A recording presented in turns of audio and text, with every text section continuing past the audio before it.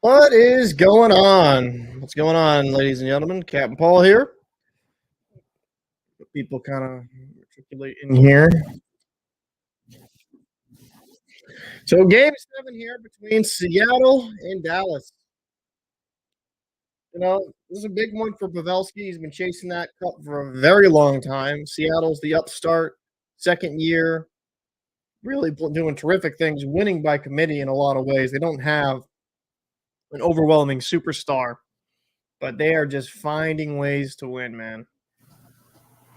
So we got a pretty good matchup here. Let's kind of scroll through the particulars. All right. If it actually let me, that'd be nice. So Roope Hintz leading the way with 18 points up front, 8 goals, 10 assists. Didn't really do much in game 6. I'm expecting him to kind of have a pretty damn good game. Him, Jamie Benn. Wouldn't be surprised if Seguin started getting going a little bit more as well. Goaltending for me is going to be the big thing here. Oettinger, he got pulled. Wedgwood got put in. Coach was said that was more just to preserve him for game 7, so he had his energy ready to go. But, they need him to play well. They need Oettinger to play extremely well if they're going to win this game. And as for Seattle, I mean, they're overall pretty balanced. Yanni Gourde leading with the point production. But Jordan Eberle's been on a tear in this series. I think he has 8 points in the 6 games. So he's got 11 points in the playoffs with 13 games played. He's really been on a tear, though, in this series in particular. I'm expecting Grubauer to kind of come back down to form. He's been not as sharp. Not all his fault, but not as good as he was in the first round. And I'm expecting him to really come with his best game here forward. I appreciate you popping in, Blind Bat. Thank you so much. But let's go into daily face-off here. I'm going to the lines for each team. Line combos, please. We'll start off with the Dallas Stars. Philipp me. So the first line, we got Roope Hintz centering Pavelski and Robertson. Second line, Domi centering Seguin and Marshman. And third line, Wyatt Johnson centering Donatoff and benn. And then on the fourth, Fosca centering Glendening and Cavaranta. Then here for the defensive pairings, Heiskanen with Sutter, Miller with Lindell, and Handley with Harley. And in net, it's obviously going to be Oettinger. Yep, Jake Oettinger with Scott Wedgwood backing up. They definitely need Oettinger to come with the. I don't need AC on now. It's 8:00 at night, Paul. They need him to come back with his best game here. They really need a bounce back performance for him, and that's what I'm expecting. As for Seattle, we got Matty Beniers. He's for a young guy, man. He's done terrific this year. Centering Eberle and Carthay. You got Wenberg centering McCann and Schwartz. Yanni Gourde centering Bjorkstrand and Tolvanen. And then you got Morgan Geekie centering Tanev and Donato. For the defensive pairings, you got Larson and Dunn, Borgen and Oleksiak, Schultz and Saucy. And then in goal, we got the man, the myth, the legend, Philipp Grubauer. So I'll go back to the NHL.com. It's going here. Packed crowd here in Dallas, man. They're really excited here for this game, and they should be.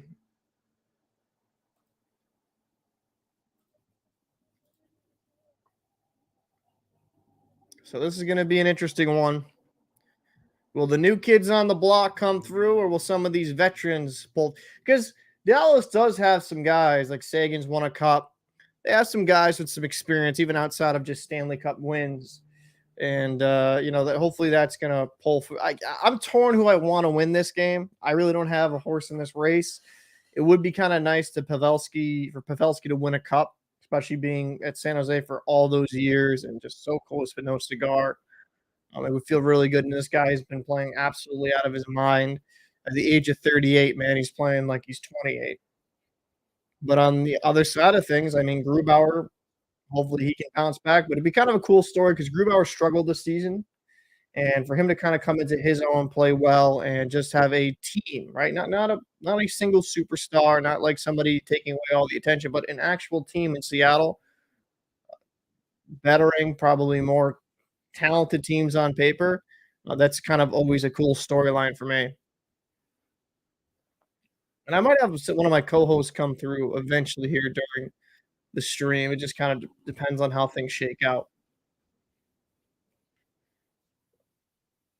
So we got a couple minutes here till puck drop. 2 minutes and 25 seconds. Yeah, man. I'm really if I'm gonna make a call, I think Seattle's gonna pull this out. If I'm gonna make a pick, a pregame prediction, I think Seattle's gonna win this game. I don't have a horse in this race, like I said, but that's what I'm expecting. Really close game though. And Dallas is a nice setup.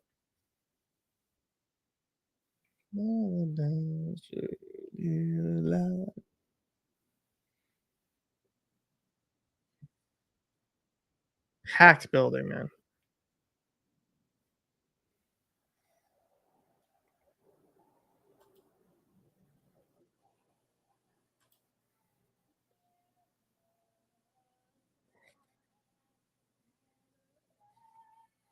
There we go.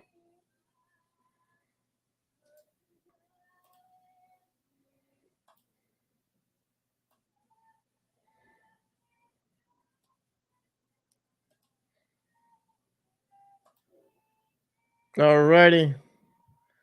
Just going through the anthem now. Get this all set up.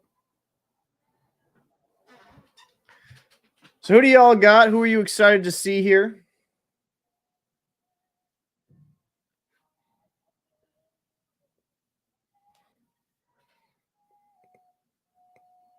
Hey, what's going on? What's going on, PTS? Stop the band. What's going on? Appreciate you popping in. Thank you for popping in. Hope your night's going well. Carolina Hurricane fan, obviously. So you got to be kind of excited for your team. Eastern Conference Final. That's going to be exciting. Carolina versus Florida. That's going to be some good hockey, in my opinion. Real good hockey. So I'm excited for that series to start. We got a game 7 here tonight.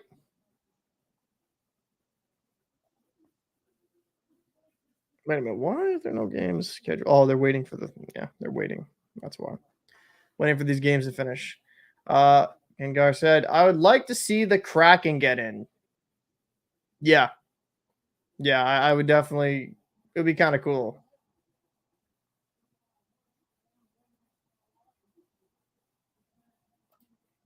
Oh, okay. No problem, man. Absolutely. Um,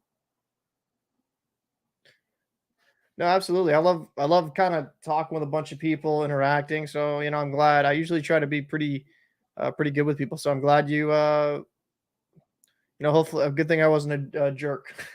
No, usually not. But thank you so much. I appreciate you guys' support because you guys make this stuff a lot fun for me. To be honest with you. So it's a really fun thing to do.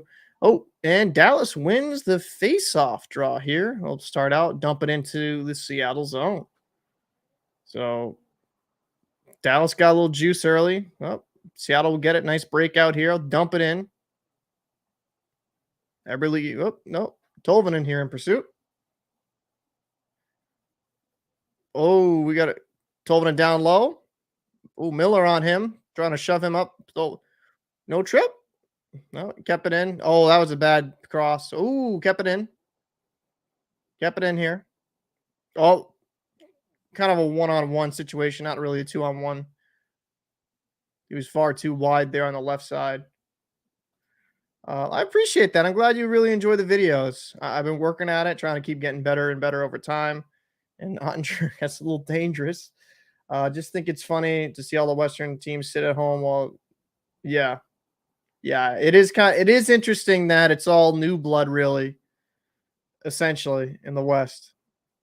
I mean, Dallas isn't super ancient, so I could kind of throw them in that. Seattle having the year they are is just crazy. Good save. And Seattle's jerseys are just so clean. So clean. I love their jerseys. I preferred like the late '90s Stars jerseys. I just came over here, throwing it up to Robertson. Robertson, but can't get it clean. Good save there by Oettinger. Icing up the boards. Oh, whatever. Driving to the net. Good defensive play here. Who do I want to win? I don't really have too much of a horse in this race. It would be kind of cool to see Seattle versus Vegas. I will fully admit that Seattle versus Vegas, the two expansion teams going at it, would be kind of cool. But I, it's weird though, because like part of me, I'd love to see Pavelski win because guys been after it since San Jose, and just, those teams were good but never could pull through. So it's kind of Domi throws it in front. Good play there. Seguin in pursuit. Not really super clean plays here yet. Dallas definitely got a couple more chances. And that's just right through the skates. Eberle here in pursuit. And Dallas back over here in the neutral zone. Eberle has it. Chips it in head. Oh, good drive to the net. Oh, does not get clean over there to Carter. And a little forearm shiver there by who was that? Yep, by Miller. Good drive there by Hintz. I'm expecting him to come alive tonight. They're going to definitely need him to come alive if they're going to want to win here. Didn't really do much in the first game. He's been fantastic throughout this postseason.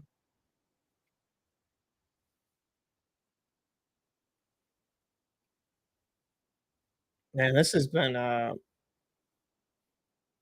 little bit calmer than the Edmonton the Edmonton game last night. Edmonton and Vegas is a little bit high scoring right off the rip. So a little bit calmer here. Fighting here in the boards in the Seattle end. Gravanta here just digging. Glendening with him as well. Donato's just throwing him down. Yeah, no, BTS, I don't really blame you. I think this would actually be the best year for the Canes to go that deep and win it. Um they're really deep. And I'll be honest with you, I underestimated them before the postseason. And that's my own fault. I should have probably underestimated, excuse me, how good of a team they were. I just with the injuries, I was like, oh, how are they gonna recover? And it's crazy how much depth they are. Hey, what's going on, Ron? I appreciate you popping in again. Good to see you.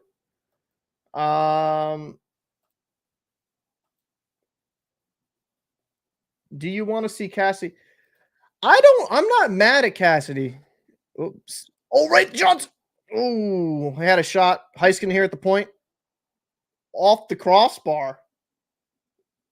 Sorry if I go back and forth. I'm kind of trying to do play and react. I wouldn't be mad at Cassidy being successful. I think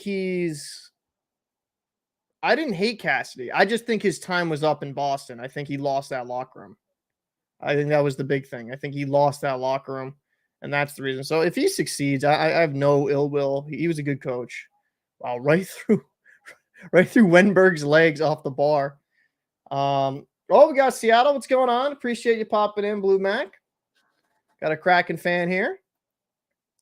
Ron, how are you? I'm pretty good. I can't complain. Life is good. Life is good. Channel's been growing really good, and everything's just life is good, man. I can't complain. And Dallas here gets the forecheck, and it's good to see you. Good to see you there, Rick. Good to see you there, Rick. It's been a bit since I've seen you. I'm sorry about your team, man. It's unfortunate, but I think they'll be able to bounce back next year. And BTS, yeah, I am a Boston fan. I'm actually right in.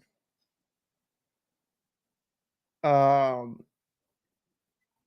I am a Boston fan. I'm right in the area. Rick Allen with these hands, like what's wrong with you? But after game 5, I kind of called the Panthers winning the series in that one. I don't want to keep talking about that series because I don't want to annoy anyone because I said it a few times, but Florida was just a better team. So, I mean, that is what it is.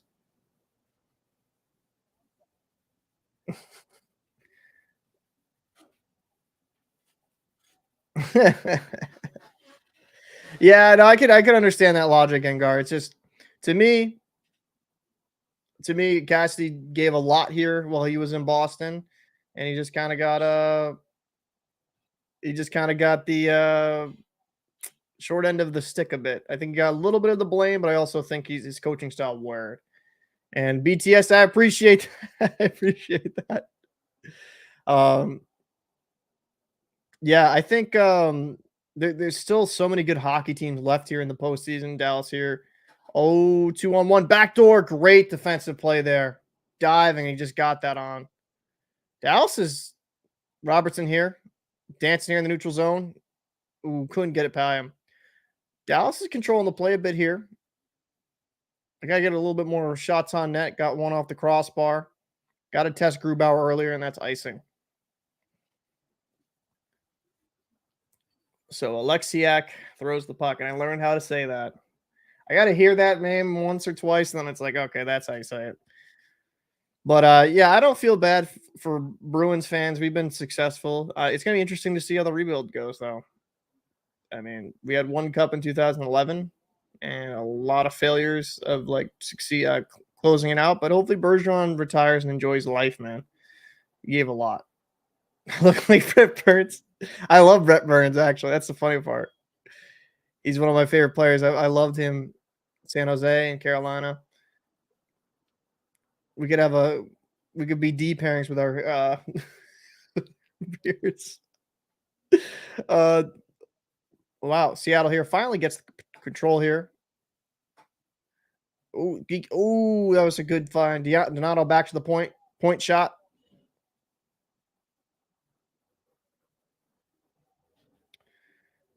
Here battling here on the wall. So around. And they're good. They're good boards battling here. Throw it on net. There you go. Low shot.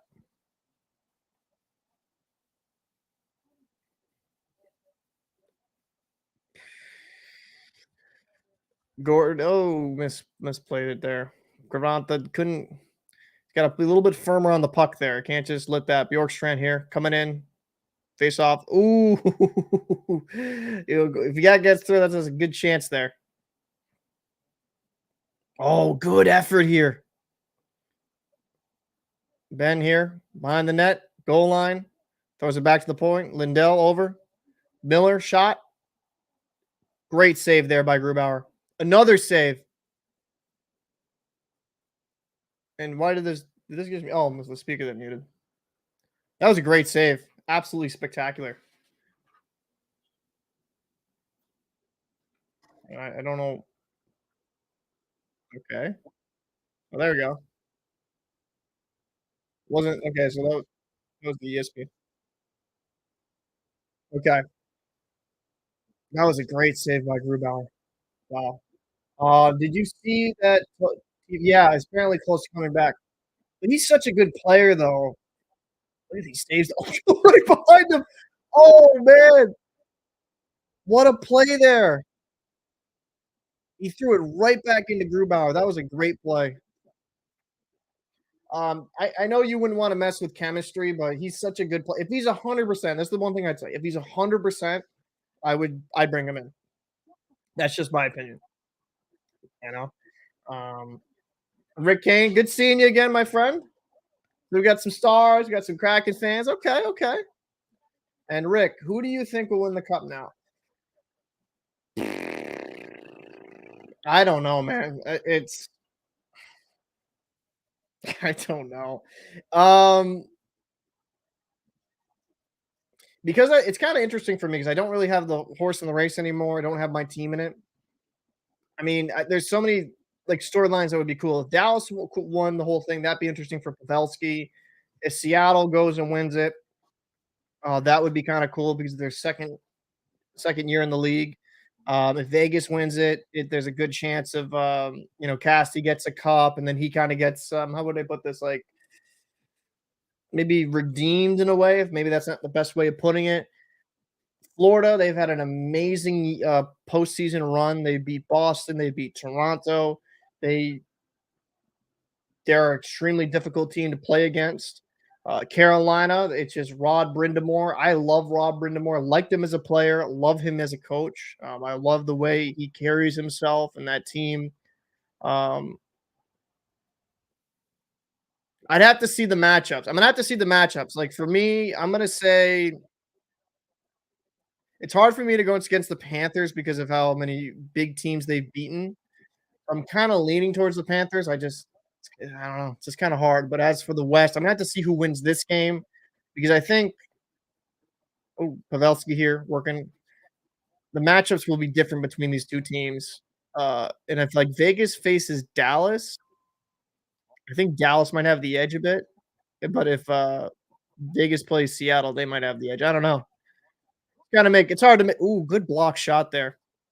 And he will not get it out. Heiskanen keeps this in. Robertson down low. Ben working the wall, working behind the net.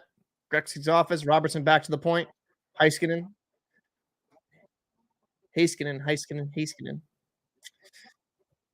Heiskanen. I'll say it like he's saying it. Oh, Jamie Benn almost had a good redirect there. Heiskanen here, walking at the point. Over to Ben. Over to Robertson. Robertson. Back to Heiskanen. He's just going to walk it from the point and trying to go for a redirect there. Heiskanen over here, right side. Trying to find Pavelski back door and just misses it. Hintz. Heiskanen. Heiskanen back to Hintz. Hintz working back down to Robertson. They're going to be cycling back to Heiskanen at the point. Robertson, top of the circle, shoots that wide. So 35 seconds here on the power play. Robertson back to Heiskanen. Heiskanen over to Hintz. And Seattle's really good defense thus far. 28 seconds left here on the penalty kill.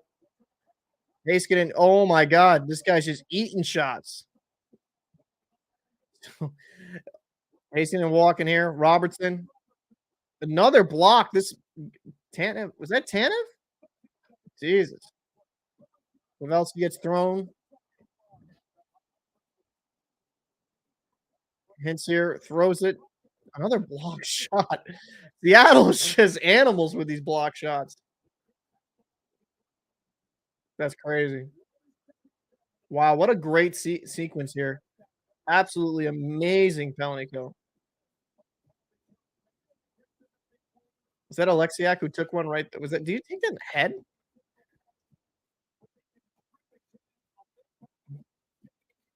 Wow, let me see that angle. Where was that shot? Yeah, there's just so many good shots blocked. BTS, yeah, I would have to agree. That's why I like Rod Brindamore. It seems like a guy that's pretty loyal to the area. And it's kind of cool for me to see Southern markets succeed. I think if the game wants to grow, you need non-traditional hockey markets to succeed. You can't just stay up north and up in Canada. If you want to grow the game, you're going to have to include everyone. And that comes with the youth development programs too. Hockey, if it wasn't so expensive, I think would be even bigger. But uh, that's a whole different conversation when it comes to manufacturing equipment and ways they could kind of make it a little bit cheaper. Seattle here in the offensive zone, point all the way around. Who tries to throw it in the front, eventually comes back down. Just jumps over Sagan's stick. Good play here, man. That's good. Good action, man. Good action here. Throwing up. Oettinger will throw it there to Heiskanen.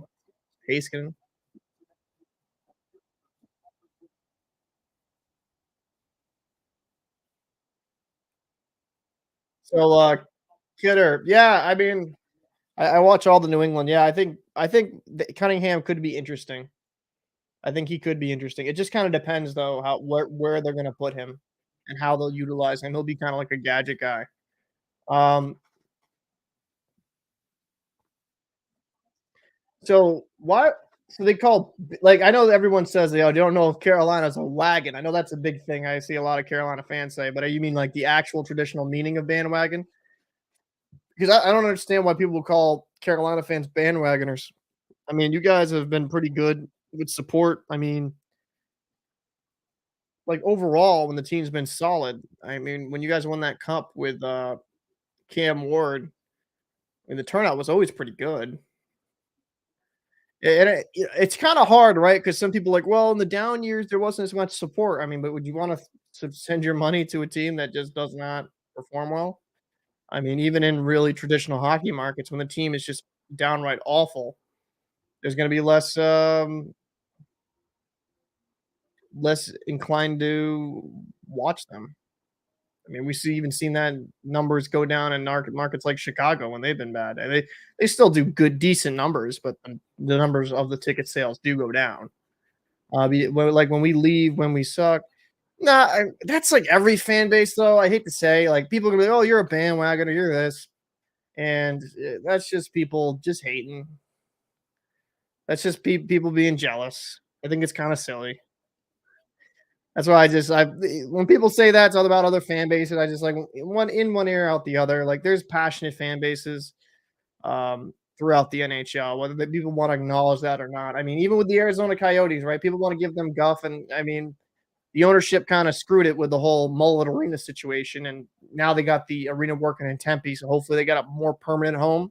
But I mean, even the Coyotes, I know a few actually really passionate Coyote fans. They have their fans, they have their diehards, but you have to support your fan base and treat your fan base right if you're gonna grow it. But not to go on a weird rant.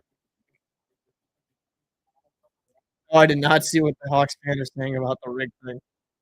I know some people got really upset when I said the draft wasn't rigged. I know that for a fact. Seattle here in the offensive zone. A good play here. Going up the wall, using his speed, trying to cut here. And then off back here, throws it to center. Oh,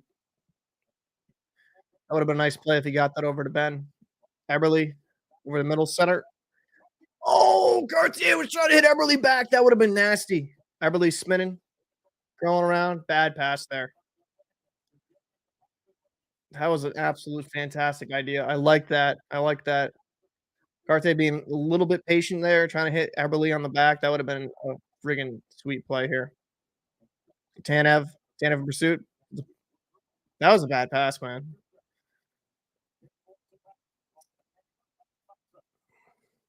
Seattle's just got to calm down a bit. You know, make the smart play. Make the smart play. When people say it's rigged, I saw it saying, "Shut up, pipsqueak." That's funny. That's crazy. I think the rig thing's a little goofy. But the NHL needs to be better about transparency. Just have the whole damn lottery like recorded and like and people can't question it. And they did have like reporters from the Athletic and other established publications. Nice save there by Grubauer. Kind of a low shot, easy save. Dallas here working Seattle. Seattle gets it from the half wall, throwing it. Oh, nope, thought he was gonna throw it. Back to the point. All right, calming it down. That's good. And that's offside. That is offside. So 7:44 here in the first. Probably going to commercial, right? Probably going to commercial. Yeah, I think the whole rig thing can get a little bit silly. The NHL's got to do better with the whole showing the actual draft lottery, and they did, but it would have been nice if they just immediately had that on tap right after you did. I mean, they to be fair, they kind of did, but even if it's like 3, 4, 5 hour, 6 hour like session, just record the whole first round. And Sean Bruce says Dallas will score, advance the puck and score first. All right, so you got Dallas scoring first. Okay, I respect it. Wow. Um, Seattle here going to be in the neutral zone.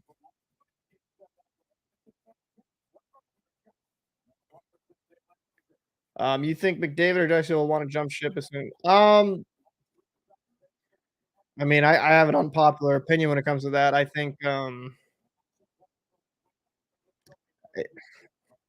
I think if the Oilers want to win, they might be better off dealing one of them for an actual another good defenseman. And then I think Skinner just with some more time could develop into a decent starter, but he didn't play great in the postseason.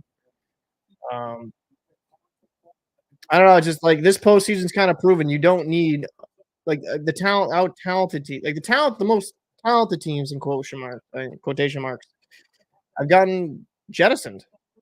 I mean, you got to be a well-rounded team if you're going to win in the playoffs, and that's what I think teams like Toronto, teams like Edmonton, they forget.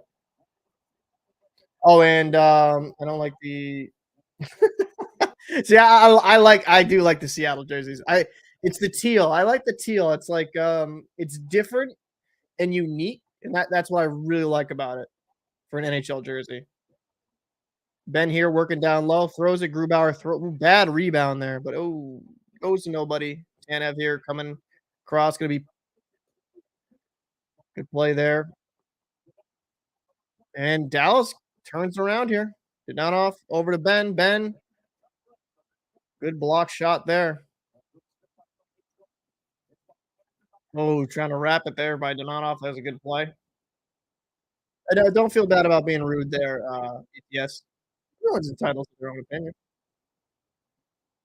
Oh, Seattle's going on the power play here. All right, Eberle, back to the point. So this is going to be a big one. They're going to be taking their time, trying to have a clean entry. This would make it sense. Best NHL logo. Uh, Eberle here in pursuit. Back. Wow. Still have it. 6-on-5. Kind of like an abbreviated power play. Eberle threw it across.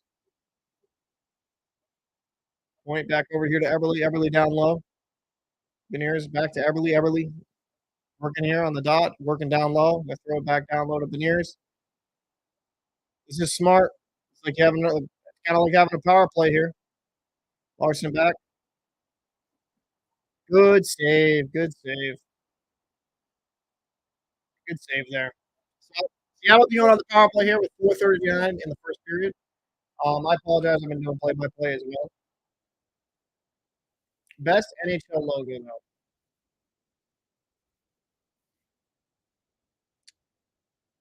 I actually think I agree with you, Max. Not Max, I should say, because I remember your name is.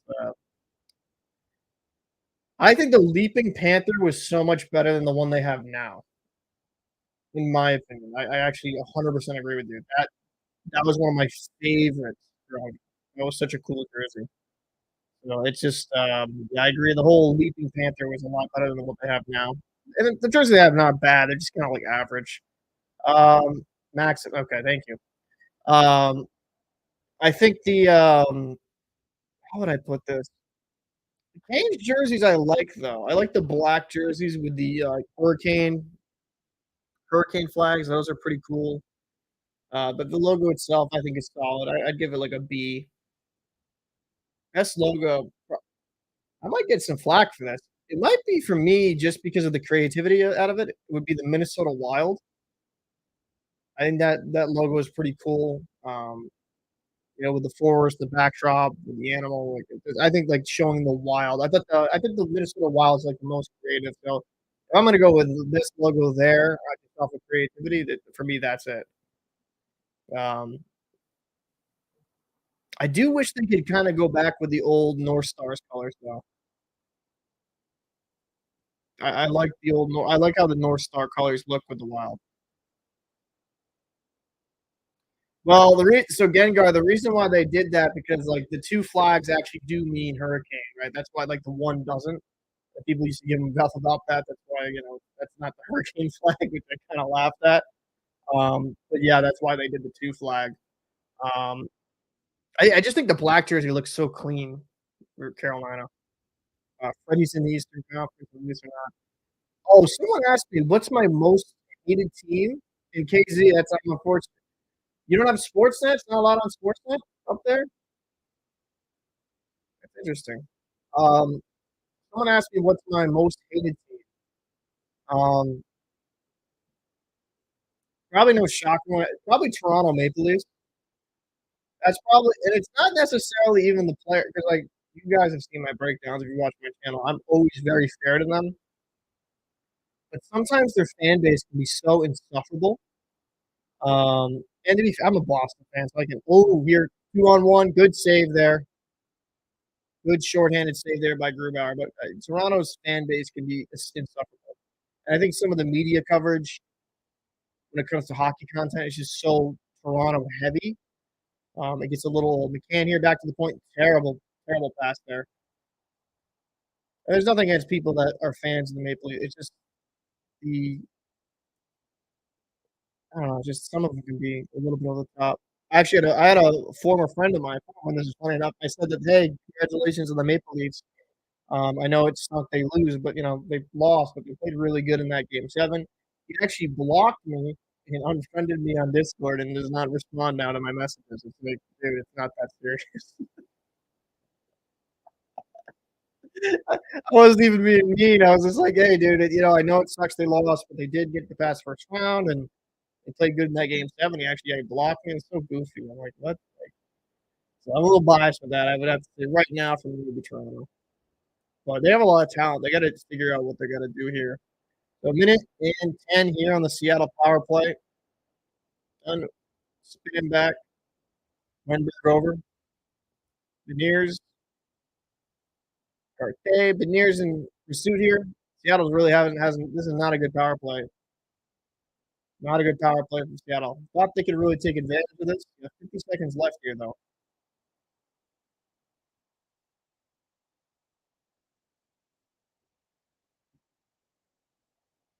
Cartier working to himself. Oh, I did watch Gengar, I did watch that Amazon series, The All or Nothing, yeah. It was a pretty good production. It was just kinda weird. Bjorkstrand here, can't win it. Wenberg and Dallas dumps it again. Dallas is struggling here on the power play. Can't get anything going.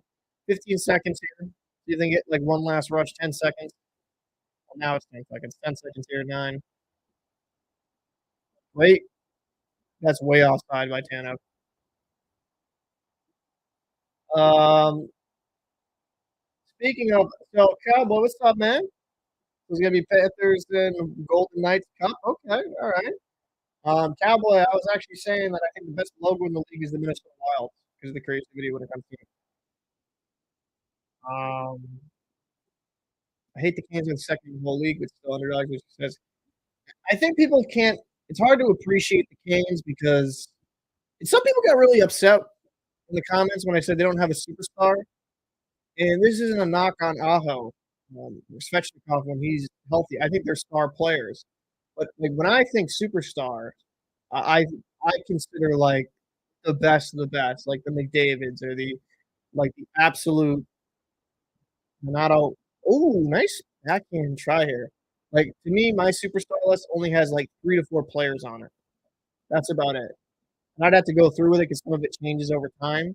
The rest of them I consider stars. And some of my favorite players, people like, oh, they're superstars like Marchand and his always like, oh, Marchand's a star. Like he's a really good winger. He's not a superstar, he's a star. Bergeron, I'll probably get some flack for this, but like one of the best two-way centers in the game. But superstar, like that to me is like generational, like absolutely disgusting players. Like Ovechkin in his prime, Crosby in his prime. And it's not like I'm knocking them like they're not quality players. Oh, good play. Ooh, good redirect. Good save there by Grubauer.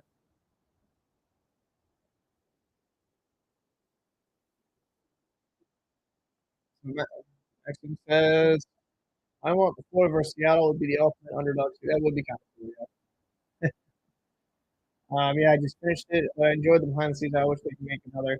Yeah, the Bruins do a good one too with behind the B. I wish more teams did that. I would totally watch that. I wish more teams did that behind the team series. They're freaking cool, honestly. Um, Corey says the Rangers the best logo, the badge. No, the Rangers is clean and simple. Yeah, I would say the Rangers logo's up there. It's really good. So simple and so like the original 6 logos are all pretty good. Oh, using his speed here. Stop. Just around here. And working here on the net. Oh, throws in the slot. Ooh, did that get a save there by Oettinger? That just missed it completely. Wow. That was an amazing shot there in the slot. He had a really, really good chance there.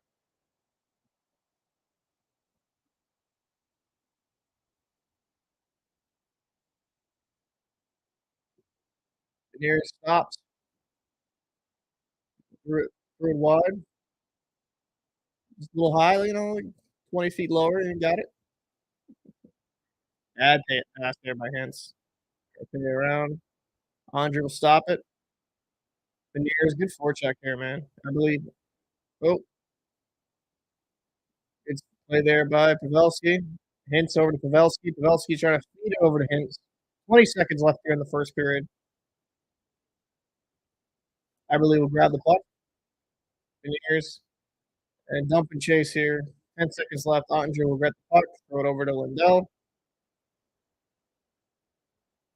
So don't want to jinx it, but yep, we're gonna be going down this period 0-0. Dallas did terrific on that penalty kill. I like what I saw from a Dallas fan. I think Seattle's got to really take advantage of those opportunities when they do get them. These look solid. Grubauer's look really good too. He's made some big stops. This is kind of what I was expecting. I think I said that after Game 6. I think it's going to be a close game in this one. So that's why that's kind of meeting the description here. So if it doesn't do the ads thing for me, I can actually show. So shots on goal, 9 apiece. Kraken out hitting the Stars 12-7 and 2 penalty minutes each, and both 0 for 1 on the power play. Okay. All right. I like what I'm saying. No, do not show video. I do not want to get copyright strikes. Please stop it, NHL. You already did it once way back in the day. Is Chatfield number 6 for the Canes? I don't want to speak out of turn here. That's kind of no, he's 5. That's right, 5. Numbers. I thought it was 6. Yeah, I think I've seen him quite. When I've watched him, he's played pretty solid. He doesn't do much wrong. You know what I mean? He seems overall pretty of a solid player. I mean, Carolina just is so good defensively, though. Carolina is so good defensively. I love the way they play. Um, I mean, I would love to play on a team. I love to play on a team like that. Just so defensively responsible. Makes it difficult to play. So let's talk about a little bit of news around. Let's see what news around the league. Oh, he was 63. Okay. Matthews wants to remain with the Maple Leafs. Let me actually mute the stream in the back so it's not going off like crazy. Matthews wants to remain with the Maple Leafs beyond next season. Center's intentions is to be here, can become an unrestricted free agent after 23-24 season. 25-year-old said I went into the final year of a 5-year, $58.17 million contract before he can become an unrestricted free agent. He is eligible to sign another deal July 1st and would like to do so before the start of the 23-24 season. Number 1 pick. The 2016 draft, Matthews had his 4th consecutive season with at least 40 goals. This is what he had to say. My intention is to be here. I think I've reciprocated that before, how much I enjoy playing here and what it means to me, the organization and my teammates, and how much I just enjoy being here.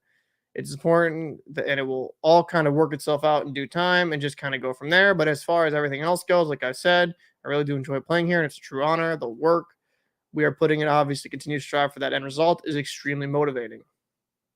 Matthews said he was working through an injury that affected his ability to shoot, but he did not specify the nature of it. 11 points in 11 games, helping Toronto win its first postseason series since 2004. Yeah, that's what he had to say.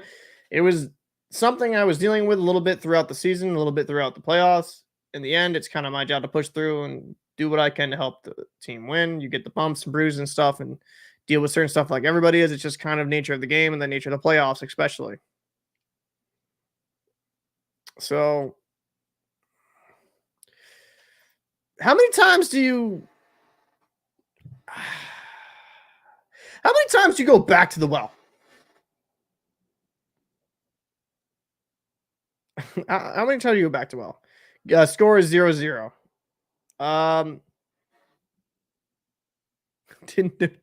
Didn't know Matthews came back. So honest question here. I did a reaction video to Johnny Hockey's video. I do those occasionally. How many times do you kick the tires, though, when it comes to these guys? As they call them, the core 4. Tavares is locked up because no one's going to take that contract unless someone retains half. And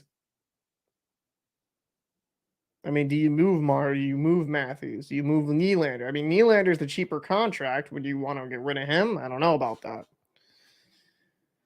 I don't know. I think for me, if I am the Maple Leafs, I understand I cannot pay this many players. I can't pay this amount of money to all these players. I just can't.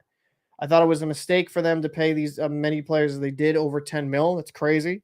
And it shows with the product that's put on the ice. They're just not a good, well-rounded team.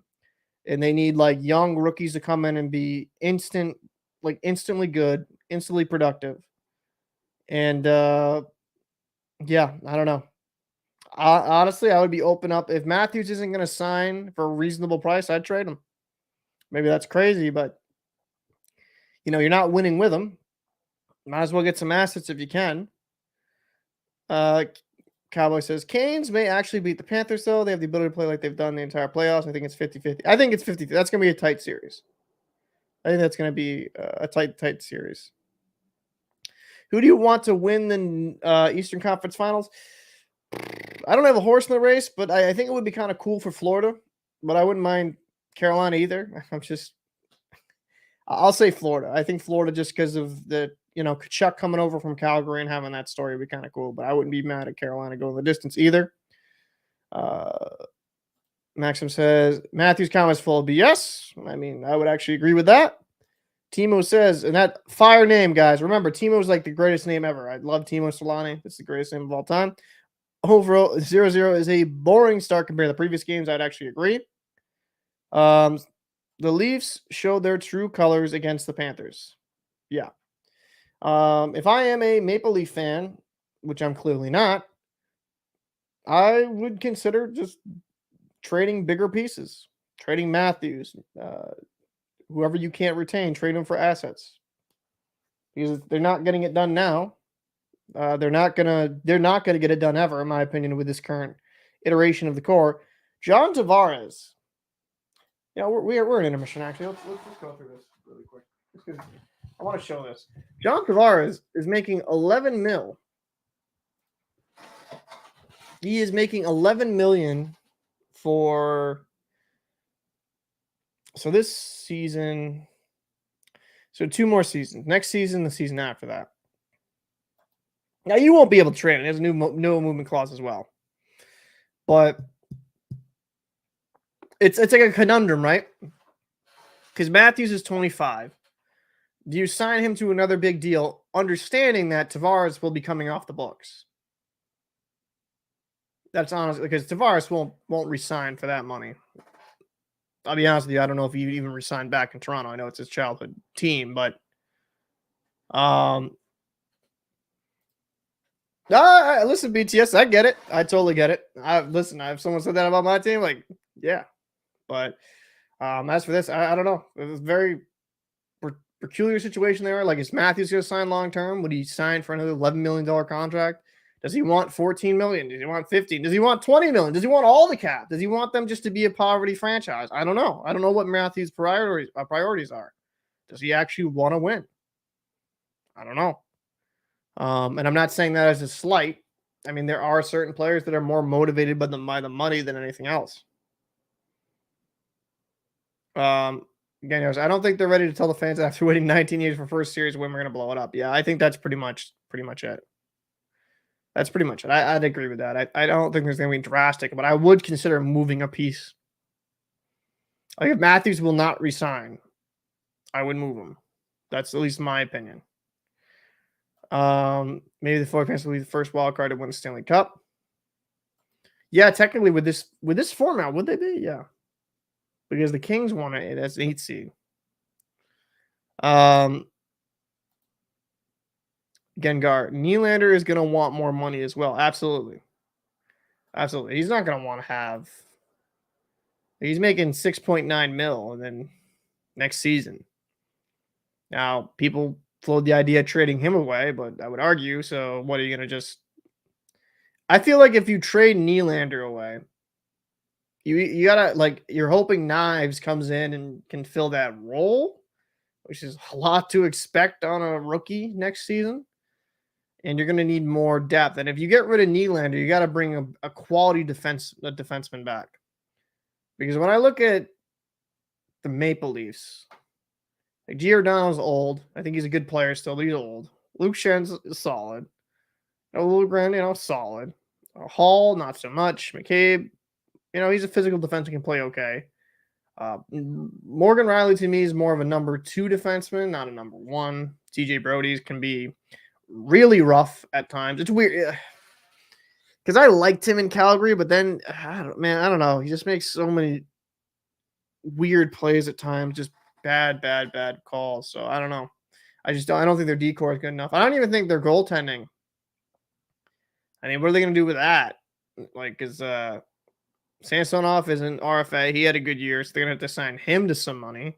Matt Murray's under contract for another year, and he can't, he stubs his toe and he's out for 10 days. And Maxim, I think that's the thing. It just kind of comes down to the player. If Matthews isn't willing to take another $10 million or maybe $11 million deal and he wants more, I don't feel bad for these players when it kind of comes to their legacy. I don't. I mean, I think when it kind of comes down to it, do you want to win? And that's an honest question you have to have with some of these guys. But I'm not going to knock. You want to get generational wealth, I can't really knock you. I'm not going to be making hundreds of millions of dollars. So I can understand it on that avenue as well. But I don't want to hear them crying wolf or complaining oh my God, we can't build a team. I'm like, well, there's a cap. There's a cap. That's why you can't build a team. You're eating up most of it. I think Slavin is the most underrated player in the whole league because he doesn't score, but he's so good defensively. Yeah, no, I like Slavin defensively. He's a really good shutdown D man. I think people that win the Norris, in my personal opinion, aren't really the best defensemen these days. It's more of just the guy who puts up the most points. It's kind of a little goofy, if I'm being honest with you. But if I'm looking at Edmonton, for example, right? Let's look at Edmonton as well, because it's the same issue. Connor McDavid's the best player in the NHL. He just is. Talented player. When he's going, he's gone. $12.5 million in cap for 1, 2, 3 more years, and he's probably going to want to bump after that. And does he deserve it? Yes. I mean, this is one of the guys that you could say, yeah, he easily deserves that amount of money. But, I mean, they signed Draisaitl to a steal. But when you take up this much cap, you can't sign Darnell Nurse to $9.5 million. This guy is probably a $4 to $5 million defenseman at most. I don't think he's better than Ekholm, in my opinion. So, just some of the cap moves these guys, and then the team's like, oh, well, we can't build the winner. We can't build deep because we're caps. I'm like, then don't offer ridiculous contracts. And it kind of comes down to it. Do you want to win or do you want to get money? And I don't blame. If you want to get money. But just don't complain when you don't win a ring. So, but if the Panthers win the Stanley Cup, it'll be ultimate story of how far Grit can drive a team now that they're gone. I'll root for the Panthers rest of the night and go to the Yeah, I mean, Campbell's getting $5 million. That's rough. 1, 2, 3, 4. Oh my God. Why would you sign a goalie that's around 30? Oh my God. So dumb. I don't understand it. I'm not a GM. And then Skinner's getting a bump to 2.6 next season for another 3 seasons. But that makes sense. He's 24 and he was your starter. That's a good deal. Whether if he pans out or not, maybe he's just an average NHL starter. That's still a cheap contract for a good goalie. But Jake Campbell, I mean, you look good in the postseason and stretches. I mean, maybe that's what you hold on to. That's a bit much. Bit much for what you get.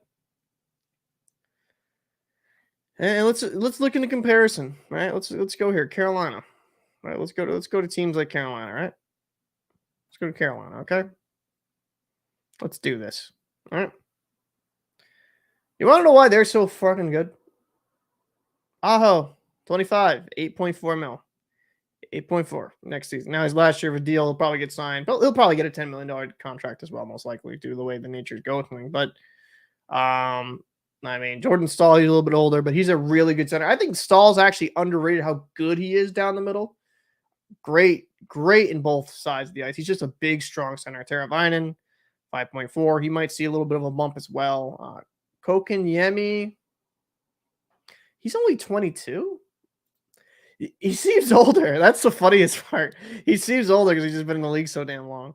I mean, he had a good season at 43 points. Yep, that's right. It was 43. I mean, is he ever going to be that? Because when was he drafted? He was drafted really high, right? Yeah, 3rd overall. Will he ever probably meet that 3rd overall billing? Probably not, but he's a quality player. 4.8 isn't ridiculous for him, and he's 22, and he could keep improving. I mean, there's some players that later in their career click, and they hit that next year. Natchez, $3 million. That's cheap. Next year, he's going to be an RFA after that. Carolina, they're going to have some interesting cap situations because you're looking here. There's a lot of UFA, RFA situations down the road. That's going to be interesting for them. You know, Paul Stastny's really not going to be much of a big deal there. I think you could re-sign him for cheap if you want him back. Slavin, 5.3. That's a bargain deal. Burns, I mean, he's 38, but he's still a quality defenseman at 5.2. Brady Shea, 5.2. That's a quality defenseman. Goes to spare. That was a good deal at the deadline. You know, it's just you got good quality defenders here. The only problem this is the guy I'm kind of excited for. Kochechkov. I like his game a lot. I think he's going to be your future, and you sign him until 26, 27. I like him. I like him quite a bit. I think Kochechkov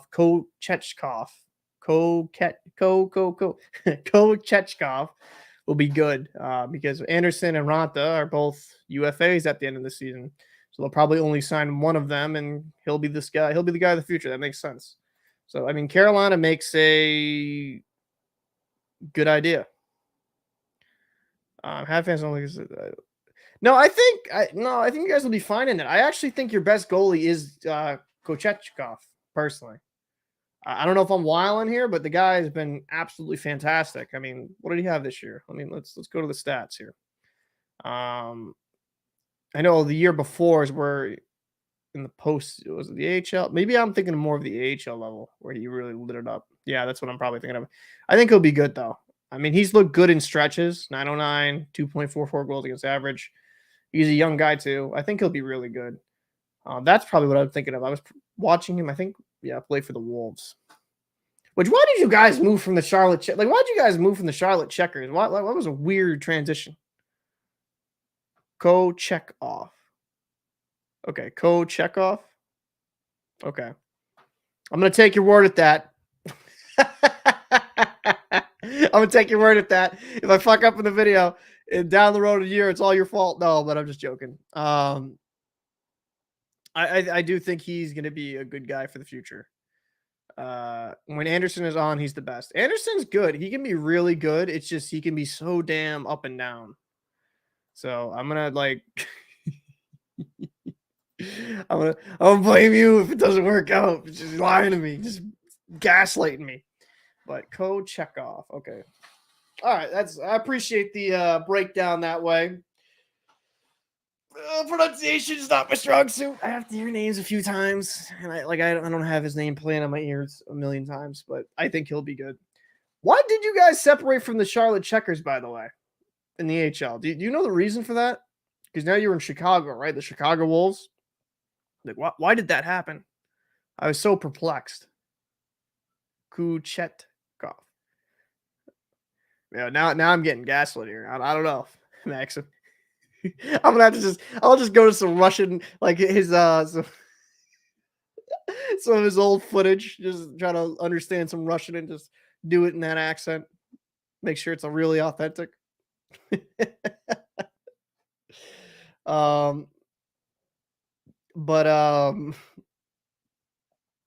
Yeah. Patches can be a pretty decent player though when he's healthy, right? Oh, the game's starting back up. So let me switch it back over. Yeah, Patches. That sucks though. 7-0. He got hurt. I feel bad for him. Actually, he's actually a pretty decent dude too. So Seattle here. What was that icing? So 1952 here in the second period.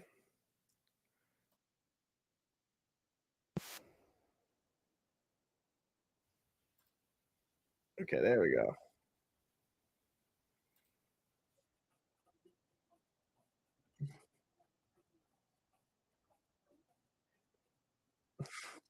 No, I'm messing with you. It's no big deal. What's going on, Doctor Evil Man? Well, that's what I'm gonna call him. If that's his nickname is Coochie, that's forever what I'm gonna call him on this channel. So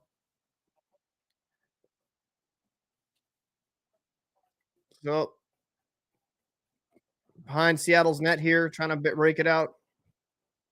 Weinberg throws it all the way around. Dunn racing to it. Schwartz here on the wall. What's going on, Daryl? Man, appreciate you popping in. Oh shit! Thank you, DG. I appreciate that, man. Thank you so much for the super chat, brother. Good to see you're doing well. Hopefully, you're feeling better. I know you were exhausted. Um, hopefully, you're feeling good, man. We got to do that panel soon for sure. And that is way offside, boys. That's not even close. Hey, Daryl, how's it going, brother? What's going on, Daryl? Good to see you, man. Sorry about your Maple Leafs. I don't think it's the worst thing in the world. I think you guys got to that second round. I just think you just need a couple more pieces, man. You might have to consider moving some bigger pieces. That's what I would do. But um, Florida's just, I mean, Florida beat my team, beat them down, so they're a good team. So BTS, you're a Ranta fan? I respect it. Ante Ranta from the and New York Rangers before that, right? So Seattle has it in the offensive zone here. Bjorkstrand here back to the point. That shot, ooh, and that went off Miller's backside. Seguin will put it in the neutral zone. Seattle gathers it here. What's going on, Joe? I appreciate you watching here on Facebook. That's pretty cool. Vegas is gonna has a good making. Yeah, I think that'd be kind of a two expansion teams in the West. That'd be a really good rivalry, in my opinion. That'd be kind of cool. Article. So Gengar says an article. Relation was breaking down and talking about they were making 1-year deals and that the Wolves paid the Canes more than the. That's so weird, though. I guess I can't understand that because the Providence Bruins and Boston Bruins always had a good relationship. Just you'd figure you'd want to keep your prospects close. It's crazy. 1-year deals. I mean, hey, Chicago is paying him better. I don't really blame them. Yeah, so Evil, it's definitely a tighter checking game for sure. Oh, Carvanta around there, Kiviranta. Pasting it in, pasting it back here to the point. Throws it across. Ooh, good save there.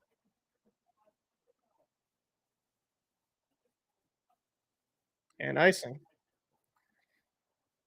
What's going on there? Good to see you back. Kraken, I mean, it's a tight game here. Morgan shot from the point here. That was a good shot. Yeah. Oof, right into Miller. Nice shot, right into Miller.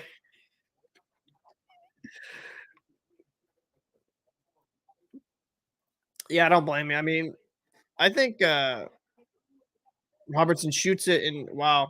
Would that have been goalie interference there if that went in? Hintz was into Grubauer right there and missed it at the line. Robertson throws it across. Dr. Evil says, I like the tradition. Oh, driving here in the net. Doesn't get it. Good puck pursuit here by Seattle. Oh, Dallas gets it here at the point, throws it just wide.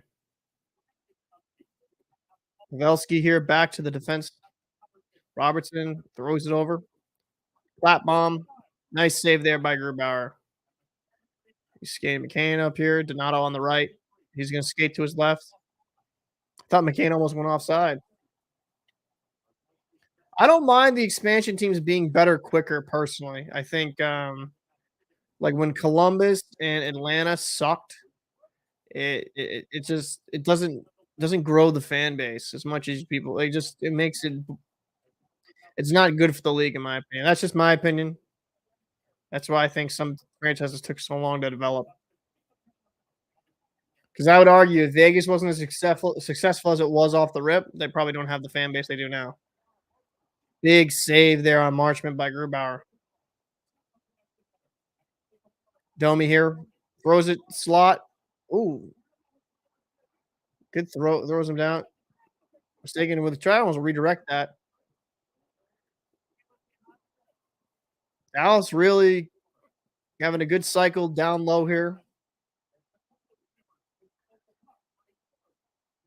Domi here throws it back to the point.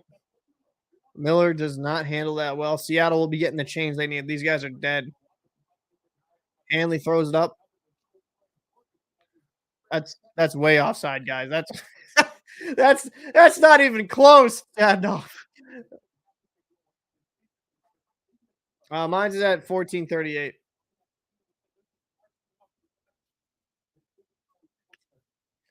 You think any team that didn't make the playoffs this year can make it next year? Buffalo. I think Buffalo. Calgary could too, but I think Buffalo. Buffalo, I think, is going to make the postseason next year. I think the Bruins are going to come back down to earth. Especially if Bergeron and Krejci retire. I don't think the Bergeron. I think they might miss the playoffs. Personally,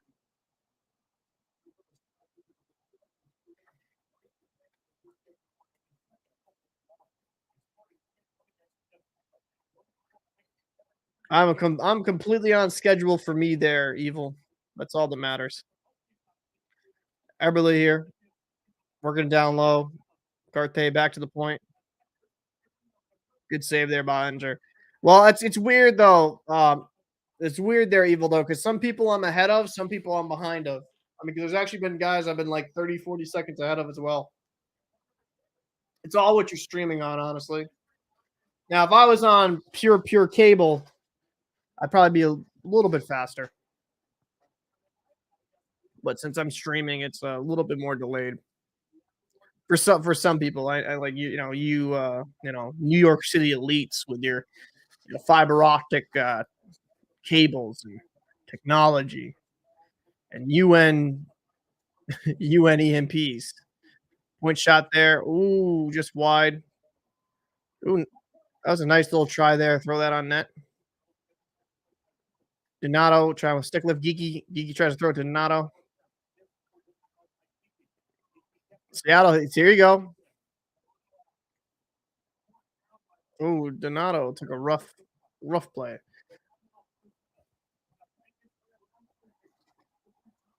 Ooh, he was not happy there. Seattle here got a little or drop pass. Wow. Going on, Joseph. Appreciate you popping in. Appreciate you popping into the stream. We're multi-streaming on a lot of platforms. If you like hockey content, check out at TheLockerRoomYT on YouTube.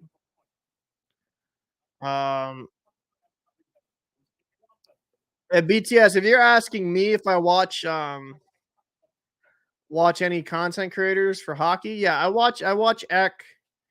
I watch the hockey guy's my go-to. I like the hockey guy quite a bit. Eck's good. Lager Rocks is pretty good as well. I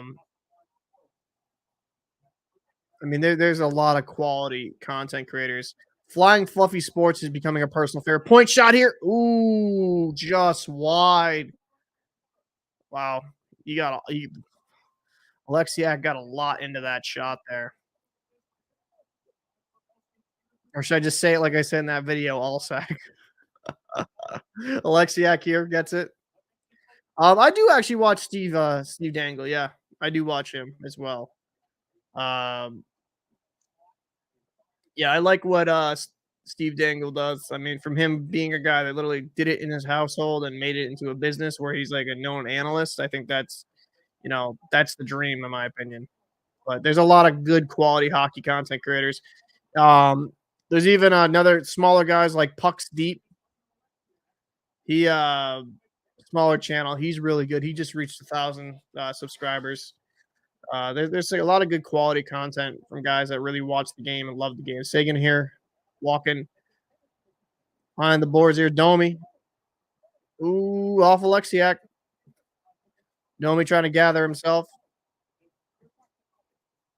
Domi shot that a little wide. Eberle throwing it up. The Beniers. Nice patience here. Try to get the change. Smart play. Young kid making smart plays like that. That's what you need.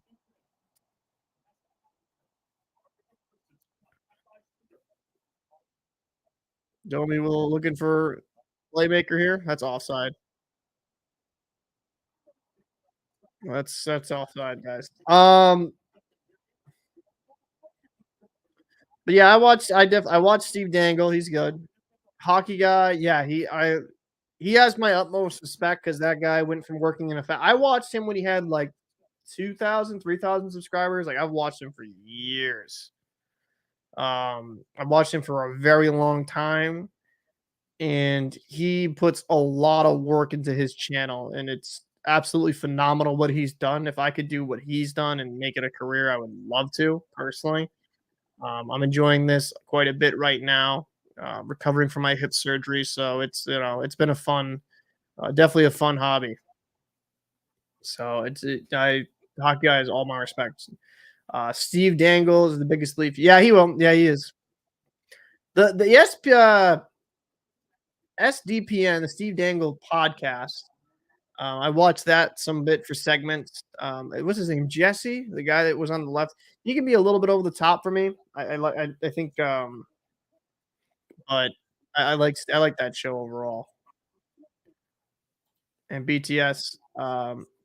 Yeah, I try to respond to pretty much all the comments because without people watching in the comments and stuff like that, it's you guys watch these videos, you guys support the channel, you like it, you subscribe, like it helps me. And I think if it takes me just a little bit, I try to take maybe around an hour to an hour and a half, um, maybe around that to respond to comments in a day. You guys put in the effort, watch the videos. If I can reciprocate that energy back, I think it kind of comes back to you in full. You guys have been pretty amazing helping me grow the channel to what it has been. I mean, I literally had 47 subscribers like 6 months ago, something like that. So being around almost 3,600 is kind of crazy. So it's been an amazing ride, honestly. I'm looking to keep bringing more content, and I'm trying to branch out and do other things as well, like with the mock draft stuff. I'm gonna be bringing a lot more different type of content, hockey related for sure. Paul, he was doing what you're doing right now on Sportsnet Sports Channel up here in Canada. Yeah, I like Steve Dangle. Um, there was a lot of guys I saw that I kind of took a little bit of inspiration from, and like kind of want to interject, like put my own little sprinkles into it. Dallas here in the offensive zone. Miller here on the point. Throws it from the little bit of a bounce there. Seattle gets it here. And we're going for a line change. Smart play. Johnson up here, throwing it across. No icing. Beats it. Oh, icing. Icing, I guess. Okay. I'm the nicest person from Boston ever. See, Dr. Evil, show some respect, man. I'm the nicest guy. I'm the nicest guy. No, I think when it kind of comes to analysis, I try to take my emotions out of it. And when it kind of comes to YouTube channels, you know, you gotta, you know, you gotta treat people like freaking people. I never got those channels when they're really small. They don't respond to any one of the comments. It's weird. Like, dude, you're trying to build a community. You're trying to get, you know, it's not. Ooh, nice block shot there. Seattle gets an offensive zone here. Schwartz here, curling. Ooh, nice move there by Schwartz. Back to the point. Throws it down. Wenberg over here. Can back to Wenberg. Wenberg down low. Good point shot. Oh man, he had a chance for a nice juicy rebound. Oleksiak had a nice juicy rebound there. He's out front. Block shot there at the point.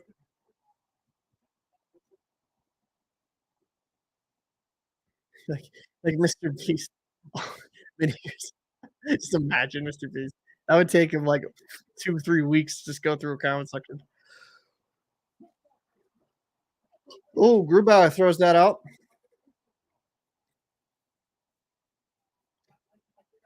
Pavelski tries to center that. Man, we got a tight game here, man. Eberle here coming in.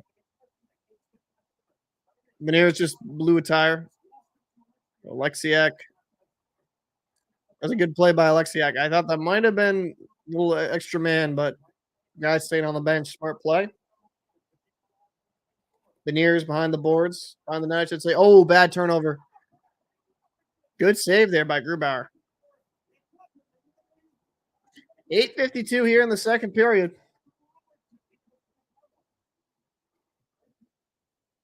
Unfortunate here for Beniers. That was a bad play by Beniers. It was a bad turnover. Robertson backhand. Good save there by Grubauer. Fantastic.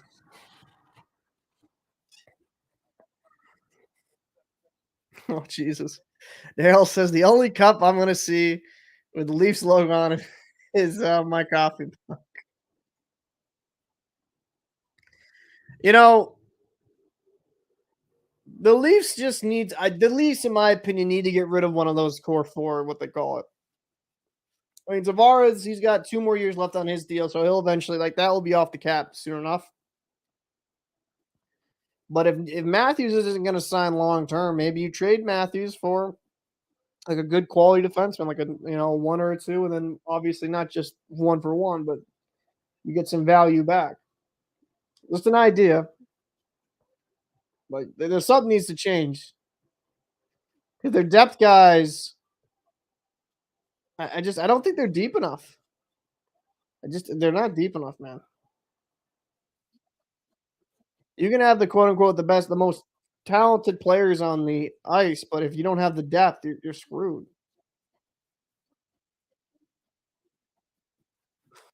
The cowboy with the whole Minnesota hatred of Dallas. I understand it. I understand it. I know Dallas took your team, Minnesota North Stars, now the Dallas Stars. In my opinion, though, Minnesota they need to bring back those more of those colors. More of those colors. I love the old North Star colors. Those jerseys look fire when they had the retros. I absolutely loved them.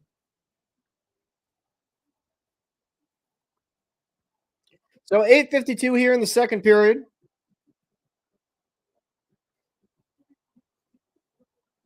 Tanev, my man, the crazy eye Tanev.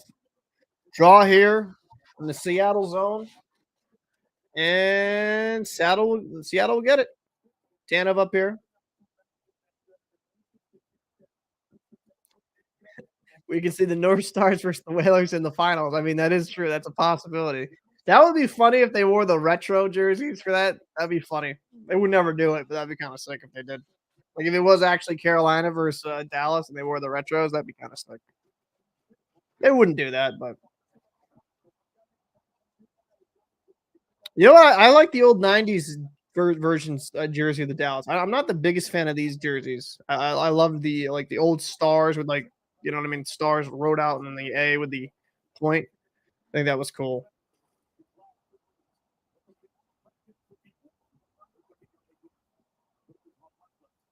Schwartz over cross. Nice save there by Oettinger on Tanev.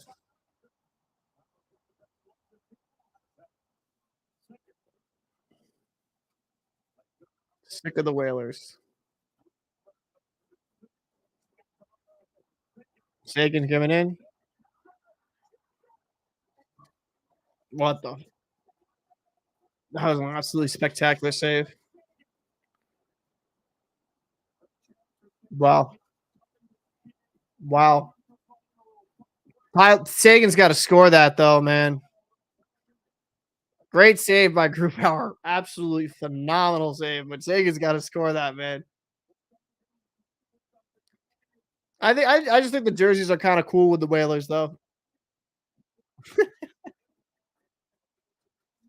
Listen, you're not playing in the mall like the Hartford Whalers did.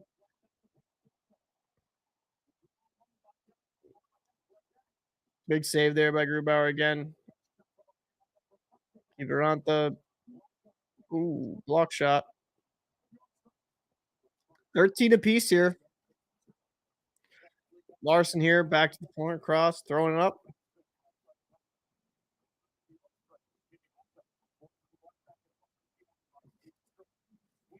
And nothing really super clean for either team. I mean, we've had some good opportunities, like that Seguin opportunity was really good. See, I'm glad you agree with me there, Daryl, because like those old jerseys, like old style ones, I'll bring them up in intermission. Like those were fire. I loved those jerseys. These aren't the worst, but I don't like this shade of green. Maybe I'm just a hater. Johnson over to Dunn. Dunn, ooh, a little too hot to handle. Colin shoots it. Ooh, Ben, a little bit wide there, bud. Man, we got ourselves a game here, boys. Gord will flip it up.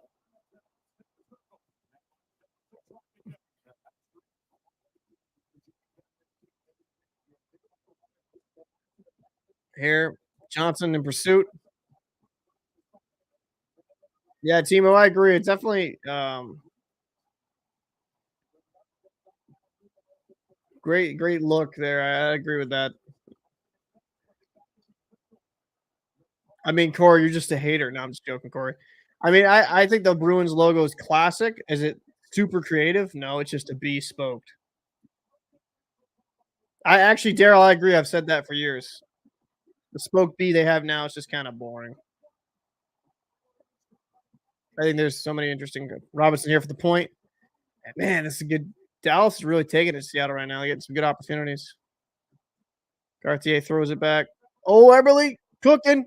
Big save there by Oettinger. Wow.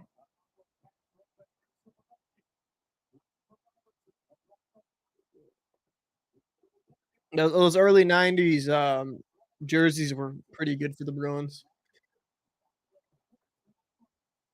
I thought it was a basketball. The disrespect. The disrespect. I'm not going to take it here. Oh. Wenberg throws it to the point. Larson here. Done. Just throw it on net, boys. Rebound. Oh, my God. Just wide. Larson keeps it in. Schwartz down here. Kane. Down low to Wenberg. Wenberg in pursuit. Larson cross. Ooh. Oh, that's unfortunate. They had a good offensive pressure zone there. Domi. Sagan here. Throws it in front. Oh, my God. That was a nice look. Marshman to Sagan. Sagan. Big save by Grubauer again. Holy crap. We got some friggin' backing out. Saved by Grubauer. Saved by Grubauer. Good defensive play there. Getting it out of there. That's icing. Jesus. Well, actually, some of the older jerseys actually did have a bear on it. So that's I actually like the Bruins third, the old third. I can bring it out. I thought that was cool with the Bruins logo like that. That was cool.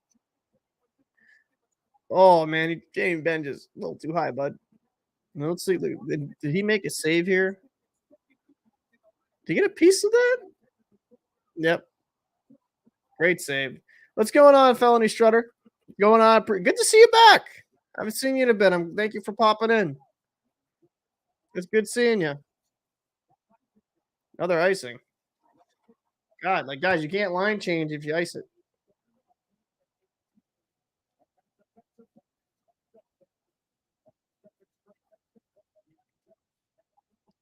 No, not that one. No, not the teddy bear jersey. The teddy bear jersey, the poo jersey is what we call it here in Boston. Oof. I hate that. I hate it with the yellow. The white one with the reverse retro actually looked a little bit cleaner. I just hate it. The yellow looked like piss. Oh, good. Bad turnover creates. Grubauer with a fantastic save, man. Just robbed. Just robbing people left and right. How many jerseys do I have? Ray Bork, Milan Lucic, Patrice Bergeron, Sergei Samsonov. I actually got a Brian Leach one when he was with the Bruins for that short time. And there's one more I'm just forgetting. Jason Allison. Jason Allison. Good old Jason Allison. So I have a few. I have like 6 or something like that. Dr. Evil. I didn't know that his name was Grubauer. I'm an asshole Rangers fan that doesn't know the name of the player. That's funny.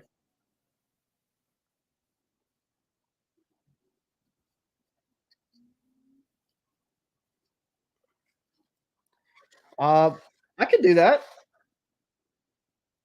I could definitely do that. I'd have to find the video. And Corey, you're just being hateful right now. Just being hateful. Oh, come on, man. We're better than the Leafs. Come on. That's disrespectful. Come on, man. I'm sad. But no, I'll look into that felony. I don't really miss Tyler Seguin. I think Tyler Seguin was vastly overpaid and kind of overrated. Not to be a hater, I just, you know,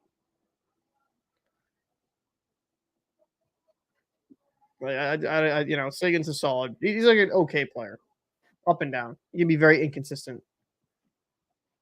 Well, technically, Corey, if we're gonna go here, the Leafs is just a freaking leaf, and the Habs is C with a little H in it. Oh, gee. Oh my God, what is ESPN doing? What? I mean, I know Lee XL is hard to listen to. Jesus.